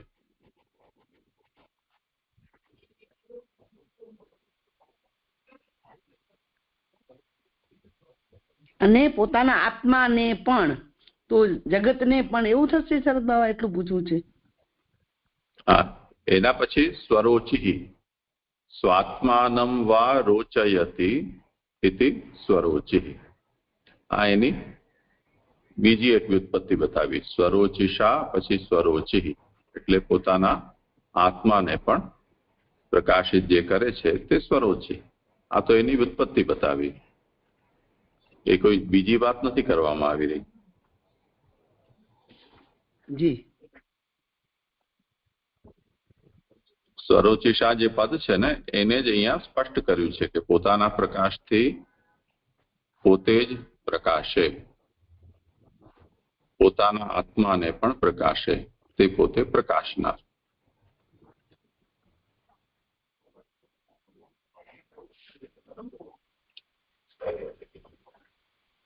આગળ જેમનો વારો અહીંયા જે વિષય આવે છે ત્યાં નારદજી મોહિત નથી છતાં પૂછે છે એવું જ સમજવું ને.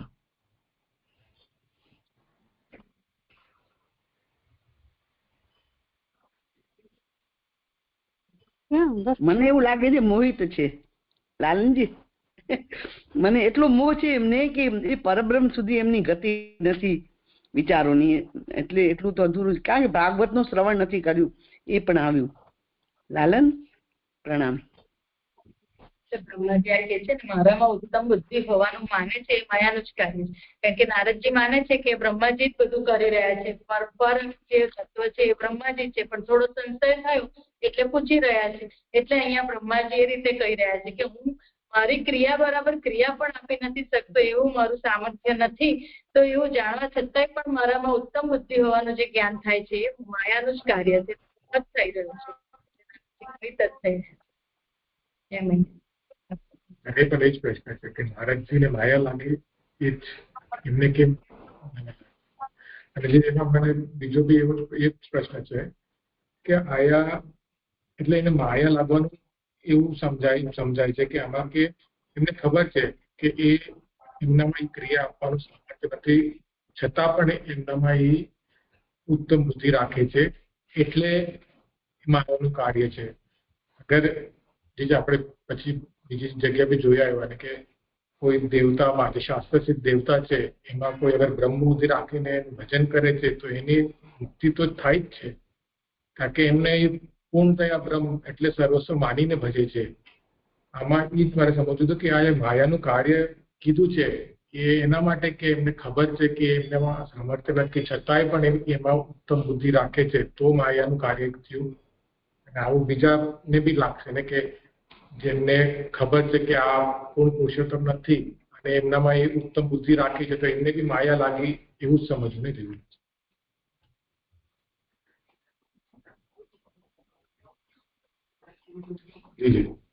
પણ જે વ્યક્તિ મોહિત હોય એ આવા પ્રશ્નો કરી શકે?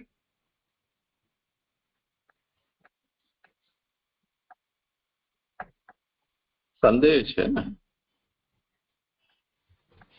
આના પહેલા જ પ્રશ્નના 7મા 8મા શ્લોકમાં આ વિષય આવી ગયો છે. હા, એટલે મોહિત નથી ને. નહીં, સંદેહ છે. તો સંદેહ છે તો એ મોહજન્ય સંદેહ હોય ને, યા તો અજ્ઞાન હોય યા પૂર્ણ જ્ઞાન હોય. સંદેહ હોય એનો મતલબ મોહ છે, વચલી અવસ્થા છે ને.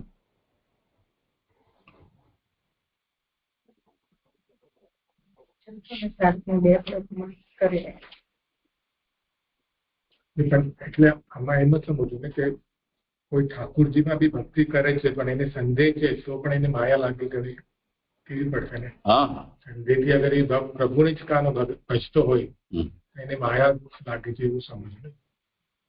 સંશય આત્મા વિનશ્યતી એટલે જ કહ્યું છે કે સંશય રાખે છે તો એનો નાશ જ થઈ રહ્યો છે. જો નિશ્ચય રૂપા નથી થઈ રહ્યું, નાશ જ થશે.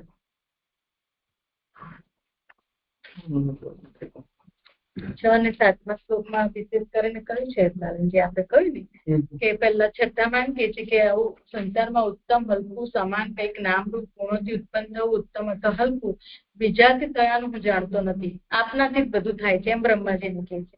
અને 7માં કહે છે પાછું મને શંકા પણ તમે આપી રહ્યા છો કારણ કે હવે તમે ગુણતપ કર્યું તો હવે મને સંશય પણ ઉત્પન્ન થઈ રહ્યો છે. તો આ બે વાતથી આપણને સમજાય છે કે નારદજીને કોઈ મોહયુક્ત છે.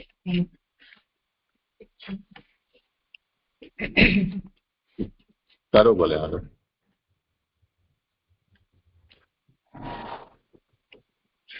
શ્લોક 13 ઉત્થાનિકા.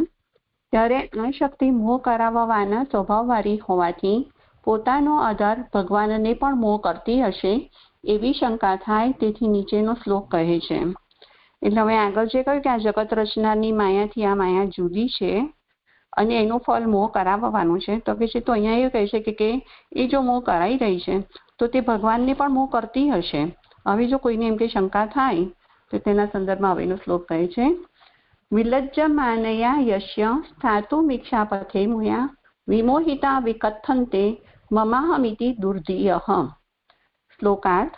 જેમની દ્રષ્ટિના માર્ગમાં રહેવામાં શરમાતી આથી મોહ પામેલા દુષ્ટ બુદ્ધિવાળા હું મારું એમ બડાઈ કરે છે.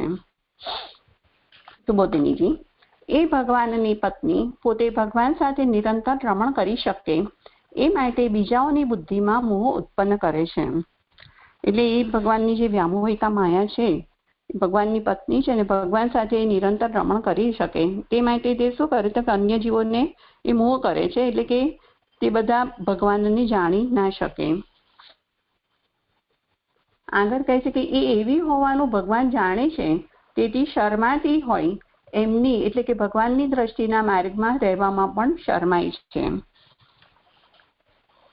એટલે એ દ્રષ્ટિ માર્ગમાં એટલે કે ભગવાન તરફના માર્ગમાં જે અડચણ રૂપે કોઈ આવી જાય તો તેથી તે એ લોકોને મોહ કરે છે એવું ભગવાન પણ જાણે છે. તેથી તે શરમાય છે. તેથી જ જેવો એમની ભગવાનની સન્મુખ રહેતા હોય તેમને મોહ કરતી નથી, પાછળ પ્રવૃત્તિ કરનારાઓને જ મોહ કરે છે. એટલે અહીંયા કહી રહ્યા છે કે એટલે જે ભગવાનની સમીપ રહે છે એટલે જેવા ભગવાનના ભક્તો છે તેને તે માયા મોહ કરતી નથી, પણ પાછળ પ્રવૃત્તિ કરનારા એટલે કે જે દુષ્ટ બુદ્ધિવાળા છે એમ ભગવાનથી વિમુખ છે કે ભગવાનને પીઠ લઈને પોતાની એમ કે એટલે કે જે સંસારમાં પ્રવૃત્ત છે મને એવું સમજાય છે તો એને તે માયા મોહ કરે છે. એ જ અર્થ છે કે અર્થ કહે છે કે આનાથી મોહ પામેલાઓ મારું હું એમ બડાઈ કરે છે. મોહ કરવાનું સાધન દુષ્ટ બુદ્ધિવાળા વિશેષણથી કહેલ છે, તેથી બુદ્ધિને જ મોહ કરે છે. એટલે એવી માયા છે કે જેને મોહ કરી રહી છે તેની દુષ્ટ બુદ્ધિ છે અને મોહવશ એ લોકો જે દુષ્ટ બુદ્ધિવાળા છે તે શું કે હું અને મારું એ કહીને એવું અભિમાન કરી રહ્યા છે. એટલે મમાહમિતિ દુર્ધિયા એ જે કીધું ને એનાથી સમજાય છે. એટલે એવા જે લોકો છે એને માયા મોહ કરી રહી છે. આ શ્લોક અહીંયા સંપૂર્ણ થયો છે. પાછળ પ્રવૃત્તિ કરનારાઓને મોહ કરે છે. એ પાછળ પ્રવૃત્તિ કરનારાઓ એટલે શું? એ બહિર્મુખ.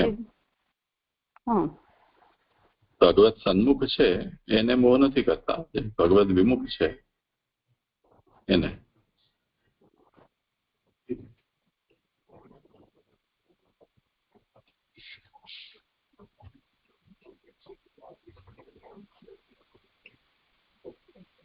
આગળ જેમનો વારો હોય તો મારો છે જે શ્લોક છે મારો લઉં. હા, એવી રીતે જ્ઞાનનું એના સહાયકો સાથે નિરૂપણ કરીને આત્માનું નિરૂપણ કરવા આરંભમાં નીચેના શ્લોકથી તત્વ જણાવે છે. એમાં સહાયકોની ફૂટનોટ છે. એ જ્ઞાન સાર્વત્રિક નથી એમ જણાવનાર મોહ વગેરે રૂપ સહાયકો.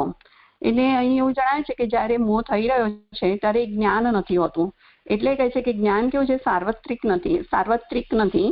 એટલે કે જ્ઞાનના જે સહાયક કયા ને કે જે માયાથી મોહ કરે પામે છે એનું નિરૂપણ હવે કર્યું. હવે કહે છે કે હવે આત્મતત્વનું નિરૂપણ અહીંયા કરે છે. દ્રવ્યમ કર્મ ચ કાલશ્ચ સ્વભાવો જીવ એવ ચ વાસુદેવાત પરો બ્રહ્મન ચ અન્યોર્થો અસ્તિ તત્વતઃ. શ્લોકાર્થ. હે બ્રહ્મન, દ્રવ્ય અને કર્મ અને કાલ, સ્વભાવ અને જીવ પણ વાસુદેવથી જુદો અને બીજો કોઈ અર્થ તત્વથી નથી. સુબોધિનીજી. આ તત્વ જુદા જુદા પ્રકારનું નથી, પરંતુ બધાયનું તત્વ એક જ છે. એ સર્વ 5 અંગો વાળું છે. એ પાંચેયનું તત્વ જો ભગવાન જ હોય તો એમના કાર્યોનું સારી રીતે એ જ તત્વ થાય. એટલે કે આ તત્વ અનેક જુદા જુદા નથી, અનેક છે, પણ બધા અનેક નથી એટલે એમ કે પણ એક જ છે. બધું મળીને એક જ તત્વ છે. તે 5 અંગો વાળું છે. તો કહે છે કે 5 અંગ વાળા ભગવાન જ હોય તો તેના કાર્યોનું સ્વરૂપ પણ ભગવાન જ ગણાય. આગળ દ્રવ્યમ એટલે હવે એ 5 ગણાવે છે. એમાં પહેલું દ્રવ્યમ એટલે કે જળ પદાર્થોની સૃષ્ટિનું સમવાયી કારણ, મહાભૂતો વગેરે. એમાં 2 નંબરની ફૂટનોટ છે સમવાયી કારણની. સમવાયી કારણ એટલે કે સદાના સંબંધ વાળું કારણ. એટલે કે જગત 5 મહાભૂતો પૃથ્વી, જળ, તેજ, વાયુ અને આકાશથી બનેલું છે. અને જગતના સમવાયી કારણ આ 5 મહાભૂતો છે. સમવાયી કારણ એટલે સદાના સંબંધ વાળું, એટલે કે જેના વગર કાર્ય થઈ જ ના શકે. આગળ કહે છે કે કર્મ 2 નંબરનું કે જગતના જન્મનું સાધારણ કારણ અને ચ શબ્દથી જણાવેલ પ્રાણીઓના સંસ્કાર રૂપ. એમાં 3 નંબરની ફૂટનોટ છે. સંસ્કાર રૂપ એટલે અદ્રશ્ય રૂપ. એટલે કે જગતના જન્મનું સાધારણ કારણ એટલે કે જગતના જન્મના નિમિત્ત રૂપે જે છે એટલે કે ભગવાને સૃષ્ટિ કરવા જે ચેષ્ટા કરી તે કર્મ.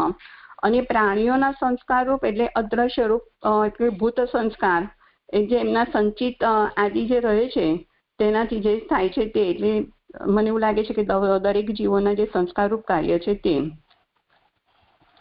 આગળ કહે છે કાલ ગુણોનો શોભ કરનાર અને ચ શબ્દથી જણાવેલ કારણ બનેલ જે સર્વના આધાર તરીકે જણાય છે. એટલે કાલ એ ત્રીજો પદાર્થ છે. તે સત્વ, રજ અને તમ વગેરે ગુણોમાં ખરભરાટ કરે છે. એટલે તે પણ બધાનું નિમિત્ત કારણ છે. કારણ કે કાલ ના હોય તો તમે કશું કરી જ ના શકો. એટલે કે બધા પદાર્થોને તેનો આધાર માનવામાં આવે છે. સ્વભાવ ફેરફારના કારણરૂપ. ફેરફારના કારણરૂપ છે એટલે કે કોઈ એક પદાર્થનું બીજા પદાર્થમાં રૂપાંતર થઈ જાય.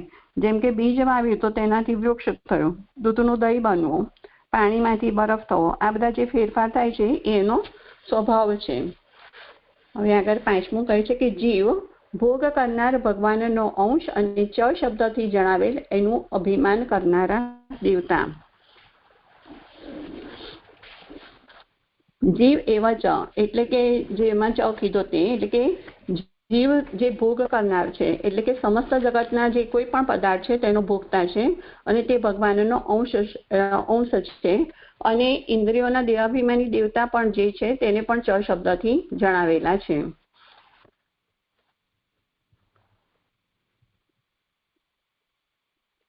હવે કહે છે કે એ પૈકી કાલ, કર્મ અને સ્વભાવનું નિબંધમાં સારી રીતે નિરૂપણ કરેલું છે. જીવનું પણ જુદું નિરૂપણ કરેલું છે. દ્રવ્યનું તો અહીં જ કરીશું. પ્રકૃતિના સર્વ કાર્યોનું આગળ નિરૂપણ કરવામાં આવશે અને આ સર્વ વાસુદેવથી જુદા નથી.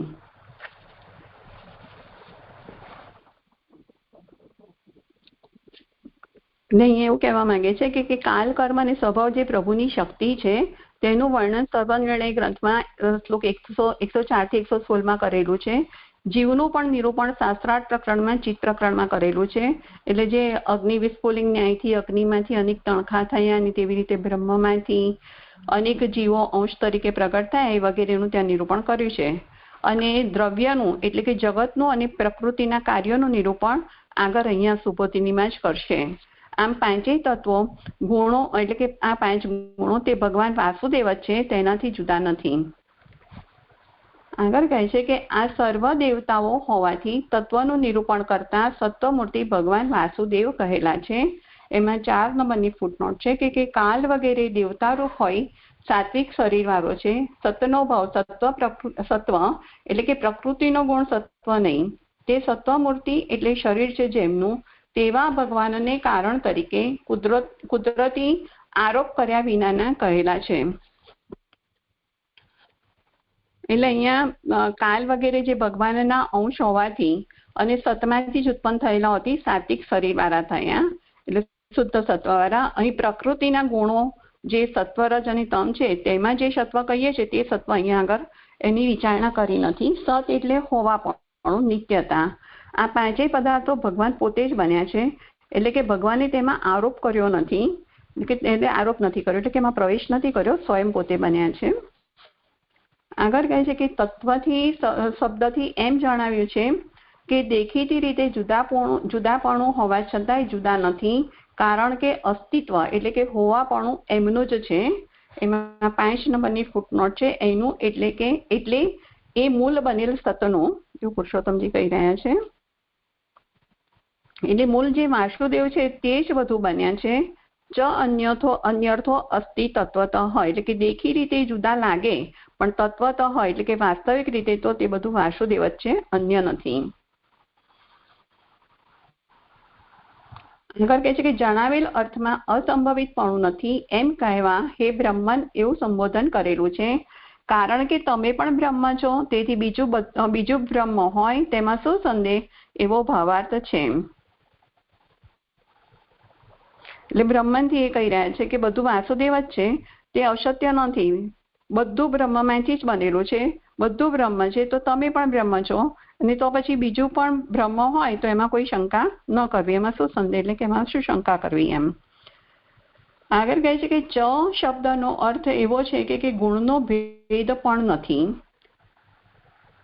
એટલે અહીંયા 6 નંબરની ફૂટનોટ છે કે ઉપાદાન થવું, શોભાવાળા થવું, વિજાતીય થવું, ઉત્પન્ન કરનાર થવું, ભોગતા થવું વગેરે ગુણો પણ ભગવાનના છે, તેથી ગુણોનો પણ ભેદ નથી.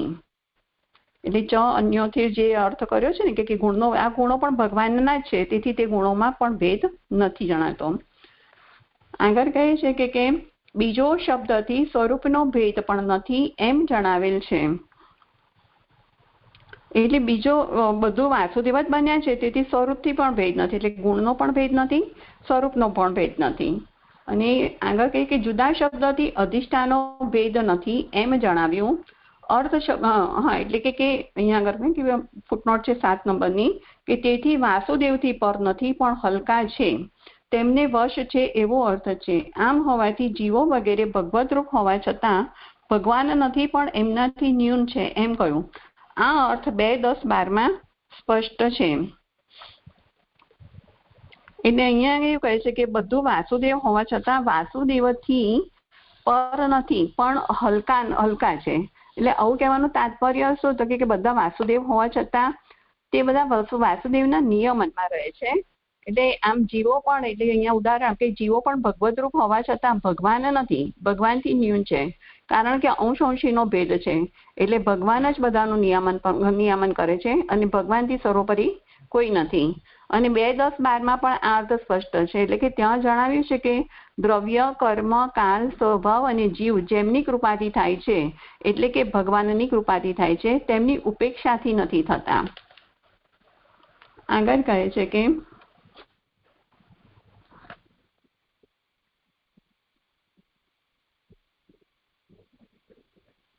અર્થ શબ્દથી તર્ક કરેલ છે, કારણ કે શબ્દ અને અર્થનો સંબંધ નિત્ય છે.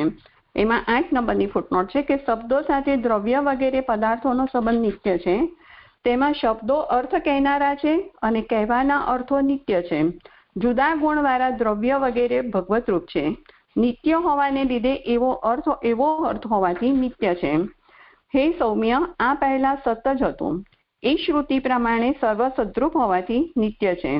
વિકલ્પો માત્ર વાચા કરનારા હોવાથી ભગવત રૂપ હોવાથી જ અર્થરૂપ છે એવો તર્ક છે.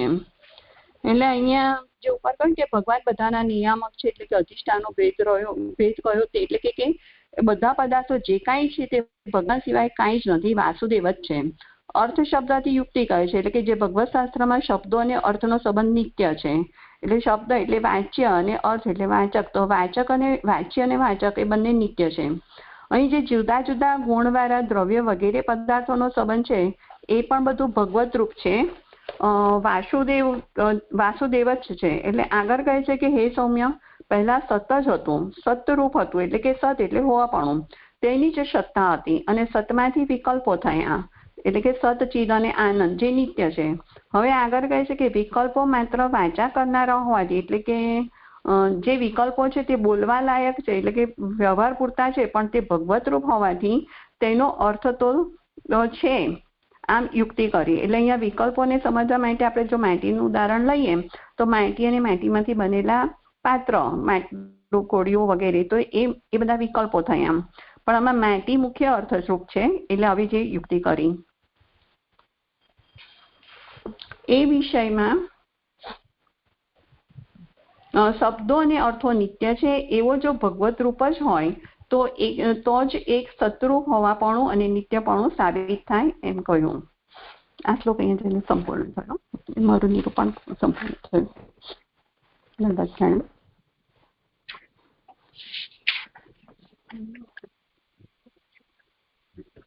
આગળ જેમનો વારો હોય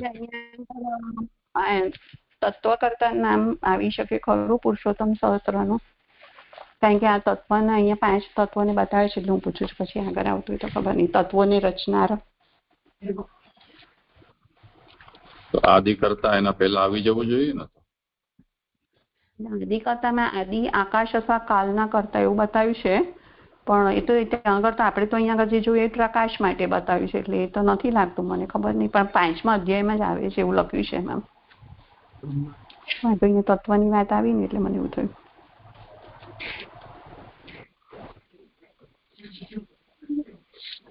જોઈએ આગળ જેમના શ્લોક છે એ જણાવે કંઈક. દંડવત પ્રણામ. આ ત્રીજી ફૂટનોટ આવે છે ને, જે કે પ્રાણીઓના સંસ્કાર રૂપ, એ નહીં સમજાય. દ્રશ્ય રૂપ સંસ્કાર રૂપ એટલે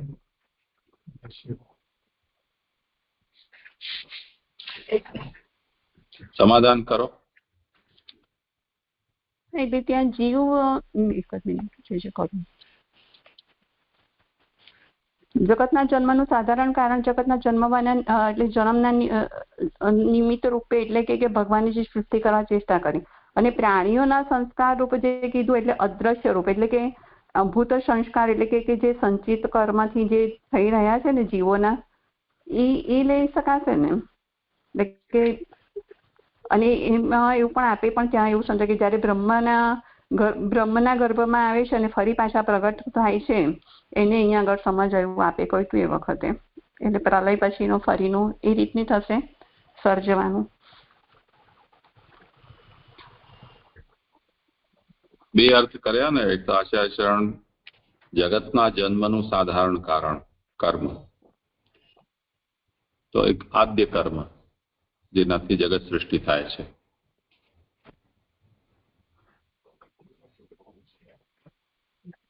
એ કર્મરૂપતા તો સર્વ પ્રતિ સામાન્ય છે, જે પણ સર્જન જેનું થઈ રહ્યું છે તેના. અને પ્રાણીઓના સંસ્કાર રૂપ ચકારથી, એનો મતલબ તત્ત પ્રાણીનો જ્યારે જ્યારે પણ જન્મ થાય છે તે, અથવા આદ્ય જન્મ. તો આદ્યમાં આપણે બધામાં સૃષ્ટિના અંતર્ગત જળ અને જીવ બંનેના માટે સાધારણ કર્મ જ કારણ છે ભગવાન. એવું લઈ લઈએ તો પછી સૃષ્ટિ પ્રકટ થઈ ગયા પછી જે પણ ભીતર પુનઃ પુનઃ જન્મ મરણ ધારણ કરે છે તે કર્મ.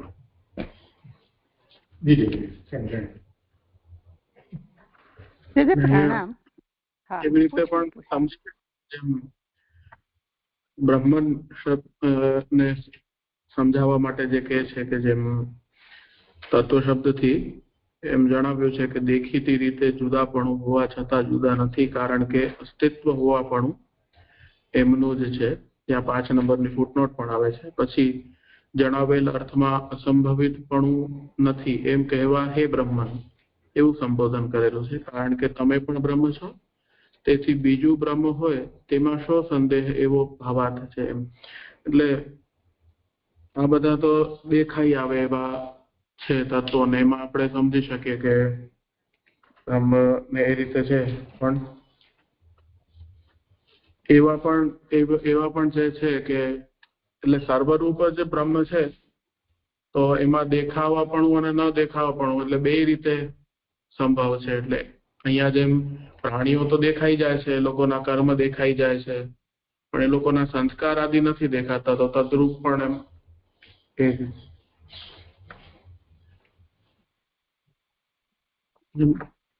એક વિચાર છે ખાલી એવું કહી શકીએ આનાથી કે એનું હેતુ તો અલગ છે કે એ બ્રહ્મન સંબોધનનું કે તમે પણ સ્વયં પણ બ્રહ્મ છો એ રીતે. પણ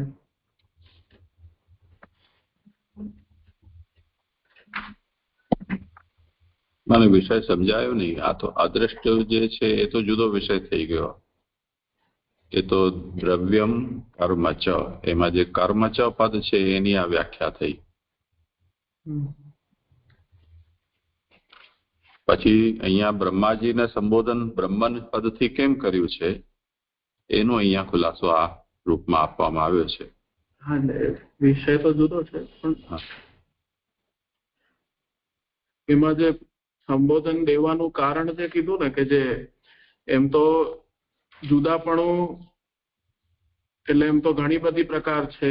જેમ તત્વ શબ્દથી એમ જણાવ્યું છે કે દેખીતી રીતે જુદાપણું હોવા છતાં જુદા નથી, કારણ કે અસ્તિત્વ હોવાપણું એમનું જ છે. એટલે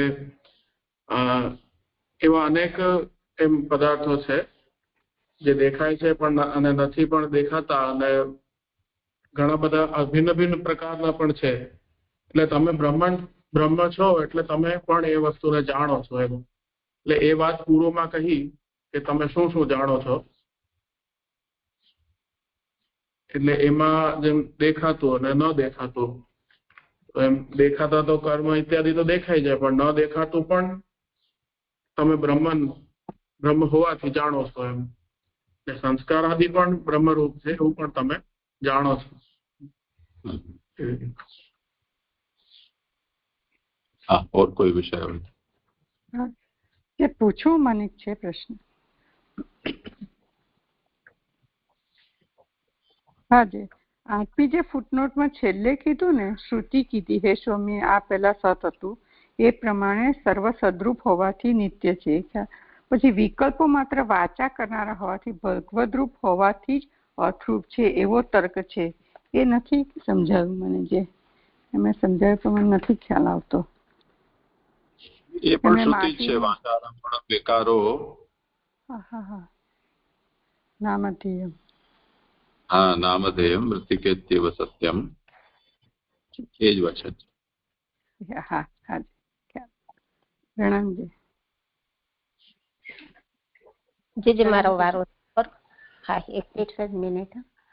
આ જે 5મું કહ્યું ને કે જીવ, એ પછી એવું સમજાવ્યું કે ભોગ અને ચ શબ્દથી જણાવેલ એનું અભિમાન કરનારા દેવતા. તો આ આમણે જે નિરૂપણ કર્યું અલકાબેને, તો ત્યાં ઇન્દ્રિયોના દેવતા કયા? તો એ ઇન્દ્રિયોના એ દેવતાઓ લેવાના કે અહીંયા એનું અભિમાન કરનારા દેવતા, એટલે આ સિંગ્યુલર એક વચનમાં છે એવું સમજવાનું કે આ બધા દેવતાઓની વાત કરી રહ્યા છે? એ મને ખ્યાલ ના આવ્યો. જીવ શબ્દથી આપણે બધા અને દેવતાઓ પણ.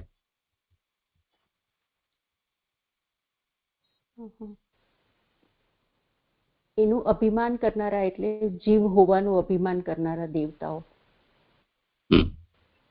અહીંયા.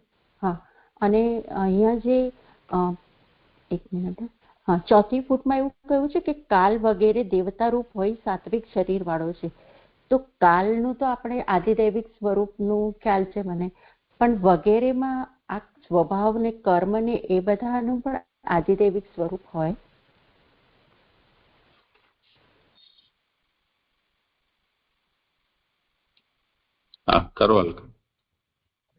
હા, એ અત્યારે આગળ બતાવે ને કે ભગવાનના 5 ગુણો છે, એટલે એનાથી સમજી શકાય ને કે કાલ વગેરે જે બધા કીધા, કાલ વગેરે કહેવાથી દ્રવ્ય કર્મ સ્વભાવ બધા આવી ગયા, જીવ એ બધા પણ એમ કેમ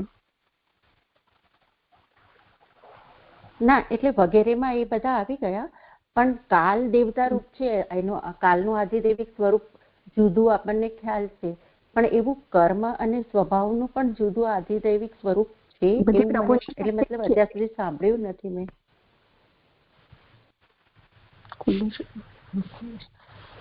એ બધી પ્રભુની શક્તિ છે, એટલે બધા જ ગણાશે ને. કાલ કર્મ, કાલ જેવી રીતે દેવતાને ગણ્યો આદિદૈવી, એવી રીતે એને પણ દેવતા ગણાશે,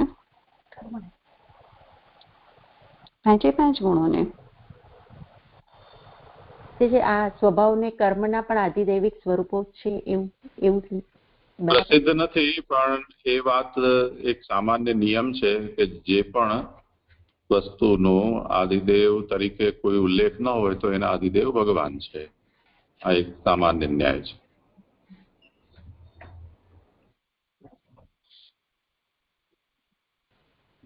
જી જી જી, પ્રણામ જી. દંડવત પ્રણામ જી. મારું સંપૂર્ણ જે દંડવત પ્રણામ કરું. હા, કરો. હા જે દંડવત પ્રણામ. હવે આગળના શ્લોકમાં જોયું કે દ્રવ્ય, કર્મ, કાલ, સ્વભાવ અને જીવ પણ વાસુદેવથી જુદો અને બીજો કોઈ અર્થ તત્વથી નથી, એ સમજાયું. હવે અહીંયા આગળ કહે છે શ્લોક નંબર 15 અને 16 ની ઉત્થાનિકા કે એ રીતે સર્વતત્વો ભગવાન છે, એવો ઉત્તર કહીને જે વિમર્શ પૂછેલ તેના ઉત્તર નીચેના શ્લોકથી કહે છે. હવે વિમર્શની પહેલી ફૂટનોટ છે કે વિમર્શ એટલે જે વિચારથી સર્વનું આરોપ કર્યા વિનાનું રૂપ ભગવાન, એવો વિમર્શ. વિમર્શનો અર્થ કરે છે કે જે વિચારથી, એટલે કે કોઈ પણ વિચારથી એમ કે સર્વનું આરોપ કર્યા વગરનું વિનાનું એમ કે રૂપ એ ભગવાન, એટલે કે શુદ્ધ સત્વરૂપ જે ભગવાન છે, તો એ પૂછેલ એનો ઉત્તર એમ કે નીચેના શ્લોકમાં કહે છે.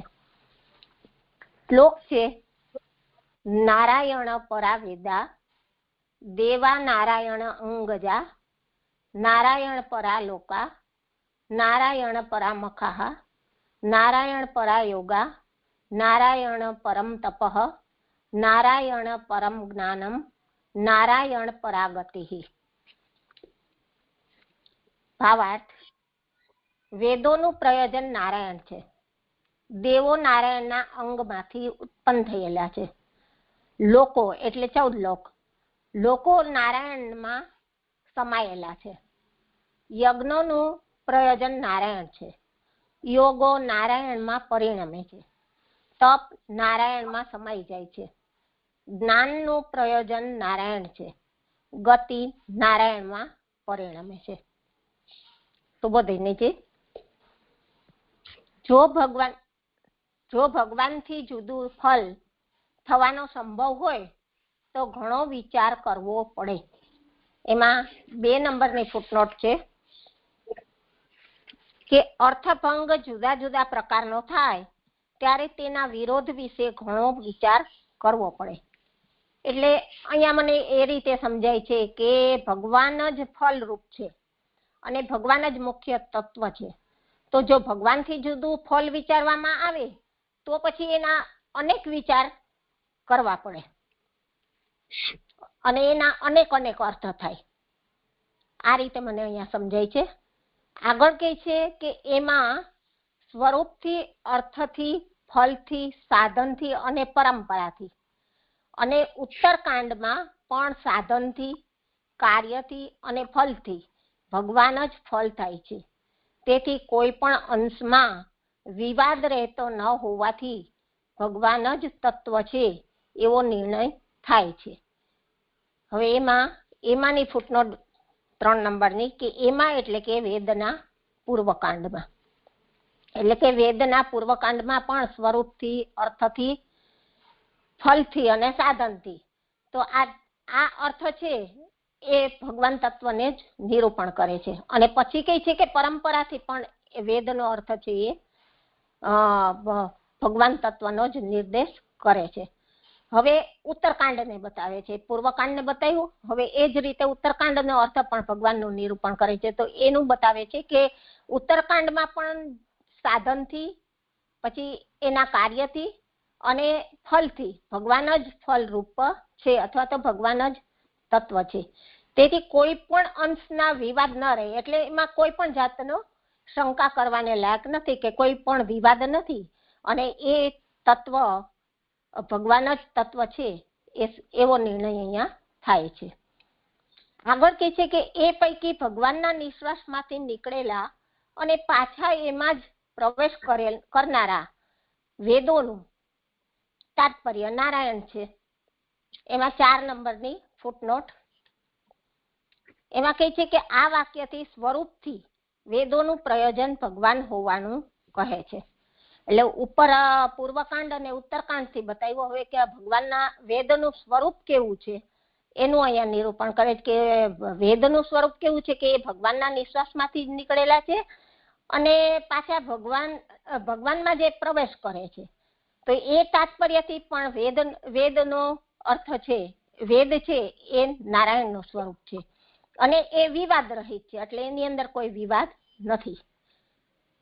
આગળ કહે છે કે વચમાં પણ એનો એવો પોતાનો અર્થ જણાવતા તે અર્થ ભગવત રૂપ હોય ભગવાન પ્રયોજન વાળા જ છે.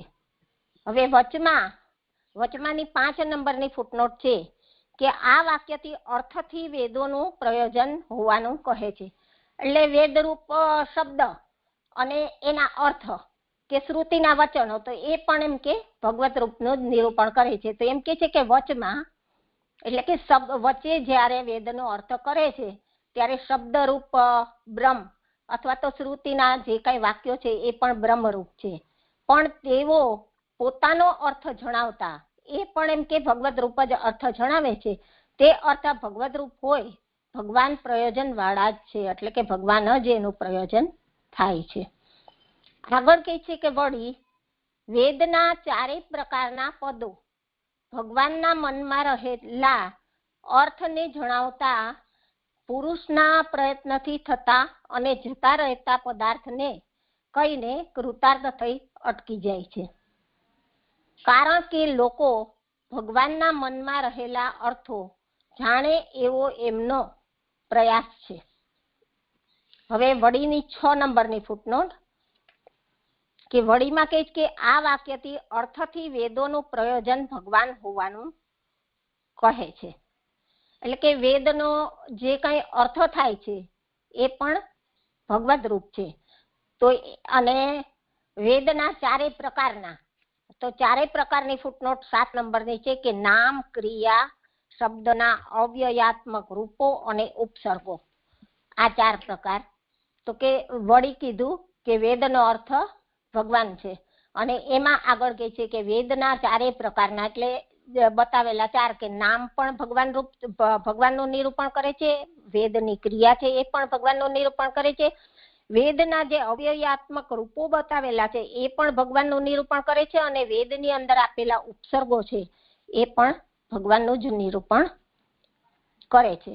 અને આ બધા પદો એટલે કે આ જે અક્ષરે અક્ષર ભગવાન છે એ બધા પદો ભગવાનના મનમાં રહેલા અર્થને જણાવતા, એટલે પુરુષના પ્રયત્નથી થતા અને જતા રહેતા, એટલે કે આ જે ભગવાનના મનમાં રહેલા જે પદ છે એના અર્થ તો એમ કે ભગવાન જ જાણે છે અને એ પુરુષના પ્રયત્નથી, એટલે કે જીવ જ્યારે કે કોઈ પણ એવો પુરુષ હશે કે બ્રહ્મ જ્ઞાન મેળવવા માટેનો અધિકારી હશે, એ જ્યારે એ પ્રયત્ન કરશે ત્યારે થતા, એટલે ત્યારે એને જે જ્ઞાન થશે અને એ જ્ઞાન થતા અને જતા રહેતા, એટલે એવું જ્ઞાન થાય છે અને ફરી પાછું જતું પણ રહે છે. તો એ પદાર્થને કઈને કૃતાર્થ થઈ અટકી જાય છે. તો એનાથી એને જે જ્ઞાન થાય છે અધિકારી જીવને, તો એનાથી એ કૃતાર્થ પણ થાય છે અને જો એ અધિકાર ના હોય તો એ ભૂલી પણ જાય છે. આવું જે મને અહીંયા સમજાય છે. આગળ કઈ વિશેષ હોય તો આપ કરાવજો. તો ત્યાં છે ને 8 નંબરની ફૂટનોટ હોય એવું લાગે છે. તો 8 નંબરમાં કહે છે કે આવા પદાર્થો, એટલે પદાર્થો એટલે દ્રવ્ય, ગુણ અને ક્રિયા. તો વેદમાં કીધેલા દ્રવ્ય, વેદમાં કીધેલા ગુણ અને વેદમાં કીધેલી ક્રિયા, તો આ બધાના અર્થ અધિકારી જીવને સમજાશે અને ક્યારેક તે ભૂલી પણ જશે. આ રીતે જે મને અહીંયા સમજાય છે. કારણ કે લોકો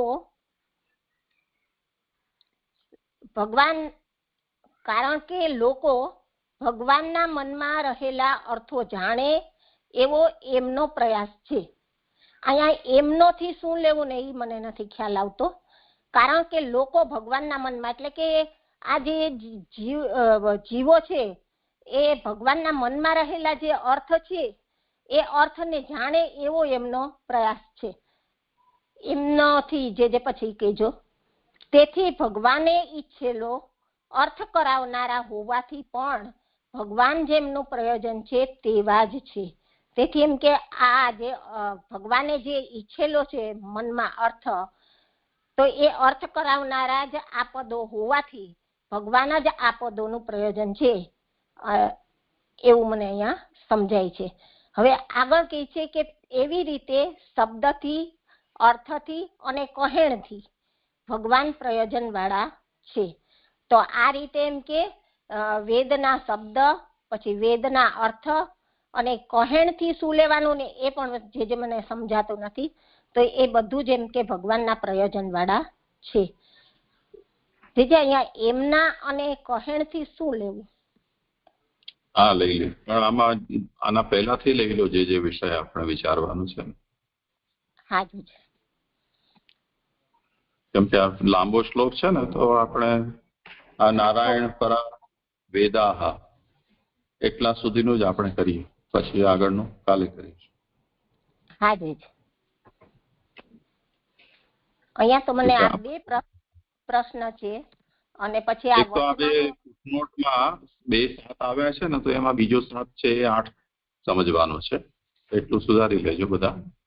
બીજો વિષય જે હોય તે બોલો.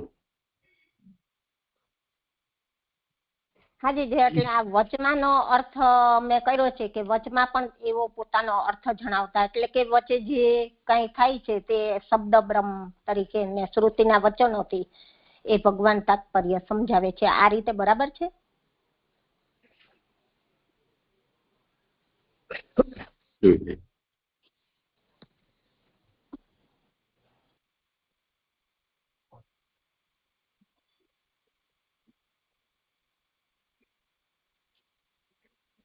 પુરુષોત્તમજીએ થોડું આના ઉપર પ્રકાશ ડાલ્યો છે.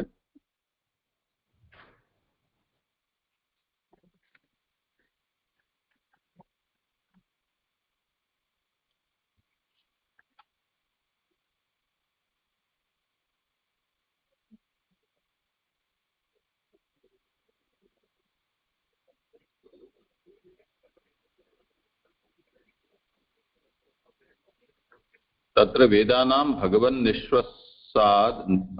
निश्वासाद निर्गतानां पुनः तत्रैव प्रवेक्ष्यमाणानां शब्दानां तात्पर्यं नारायणः इति निर्विवादम्. અહીંયાથી આ વાત શરૂ થઈ છે. એટલે ભગવાનના નિશ્વાસમાંથી જે પ્રકટ થયા છે અને પાછા ભગવાનમાં જે પ્રવેશ કરે છે તે પ્રકારના જે વેદો છે એનું તાત્પર્ય નારાયણમાં જ છે. એ સંદેહ રહિત વાત છે. હવે મધ્યેપી તે સ્વાર્થમ પ્રત્યાયયંતઃ તદર્થસ્ય ભગવદ રૂપત્વાદ ભગવત પરા એવ ભવંતિ. તો આના અંદર બે વાત બતાવી ને, એક જે ભગવાનમાંથી પ્રકટ થાય છે અને ફરી પાછા જે ભગવાનમાં જ પ્રવેશે છે. તો એનું તાત્પર્ય તો નારાયણ છે સમજાઈ ગયું, પણ હવે વચલી વાત છે એનું શું? એટલે સૃષ્ટિ કાલમાં, એટલે સ્થિતિ કાલમાં પ્રાકટ્ય અને પાછો તિરોભાવ ભગવાનમાં લય, એ બે બતાવી દીધા. તો મધ્યમાં શું? તો કે છે કે મધ્યેપી તે સ્વાર્થમ પ્રત્યાયયંત, વચલા સમયમાં પણ એટલે સ્થિતિ કાલમાં પણ એવું તાત્પર્ય સમજવાનું.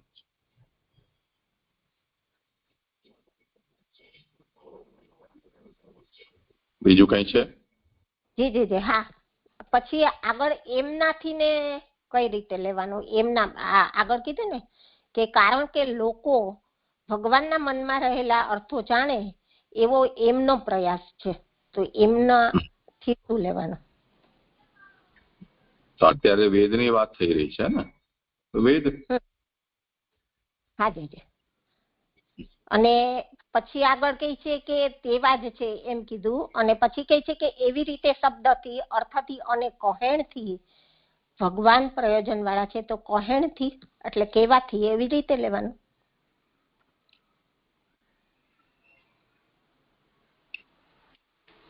ગુજરાતી બહુ ખતરનાક છે, એના કરતા સંસ્કૃત સરળ પડે છે.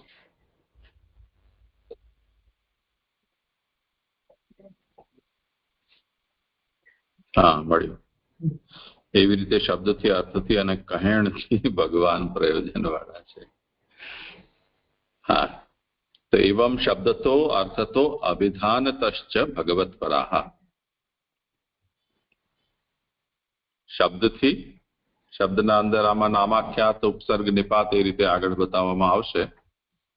તો વેદના ઘટક જે શબ્દો છે તે, પછી એનો જે અર્થ, જે શબ્દનો જે અર્થ હોય તે, અને આ અભિધાન એટલે આ વેદ છે એમ.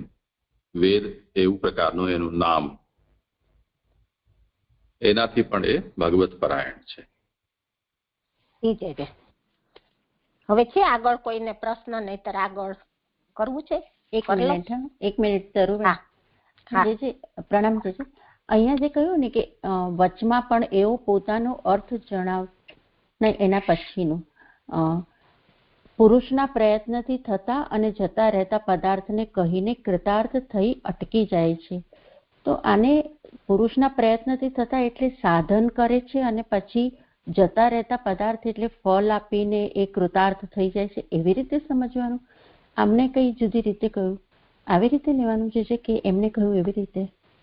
તરુબેન, તમે શું કહ્યું તું? મારું ધ્યાન નથી. મેં તો અધિકાર પ્રમાણે કીધું, એમાં મેં એ રીતે અર્થ કર્યો.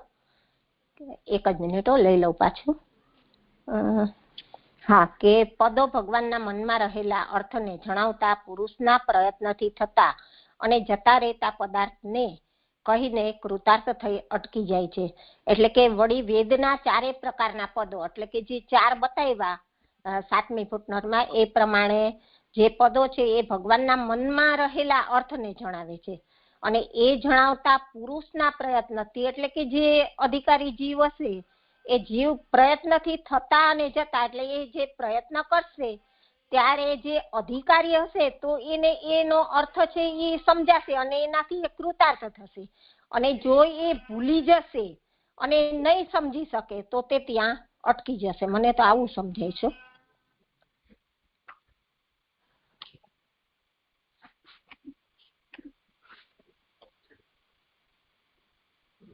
જે આમાં આ સાધન અને ફલ એવું બંનેમાં એ જોડાઈ શકે ને? જે સાધન અને ફલ બી એમણે જે કહ્યું એમાં સાધન અને ફલ પણ સમજી શકાય ને?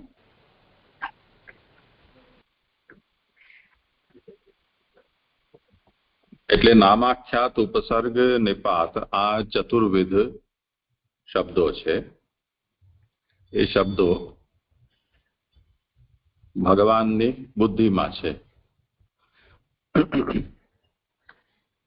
એટલે ભગવાન આનાથી કંઈક આપણને જણાવવા માંગે છે. જે ભગવાનની બુદ્ધિસ્થ રહેલા છે તે. એ અર્થો જ્યારે આપણે બોલીએ છીએ શબ્દો, ત્યારે એનાથી એનો આવિર્ભાવ થાય છે, અને ચૂપ થઈ જઈએ છીએ ત્યારે એનો તિરુભાવ થઈ જાય છે. તો દ્રવ્ય ગુણ અને ક્રિયા તત્પરક જ આ હોય છે ને.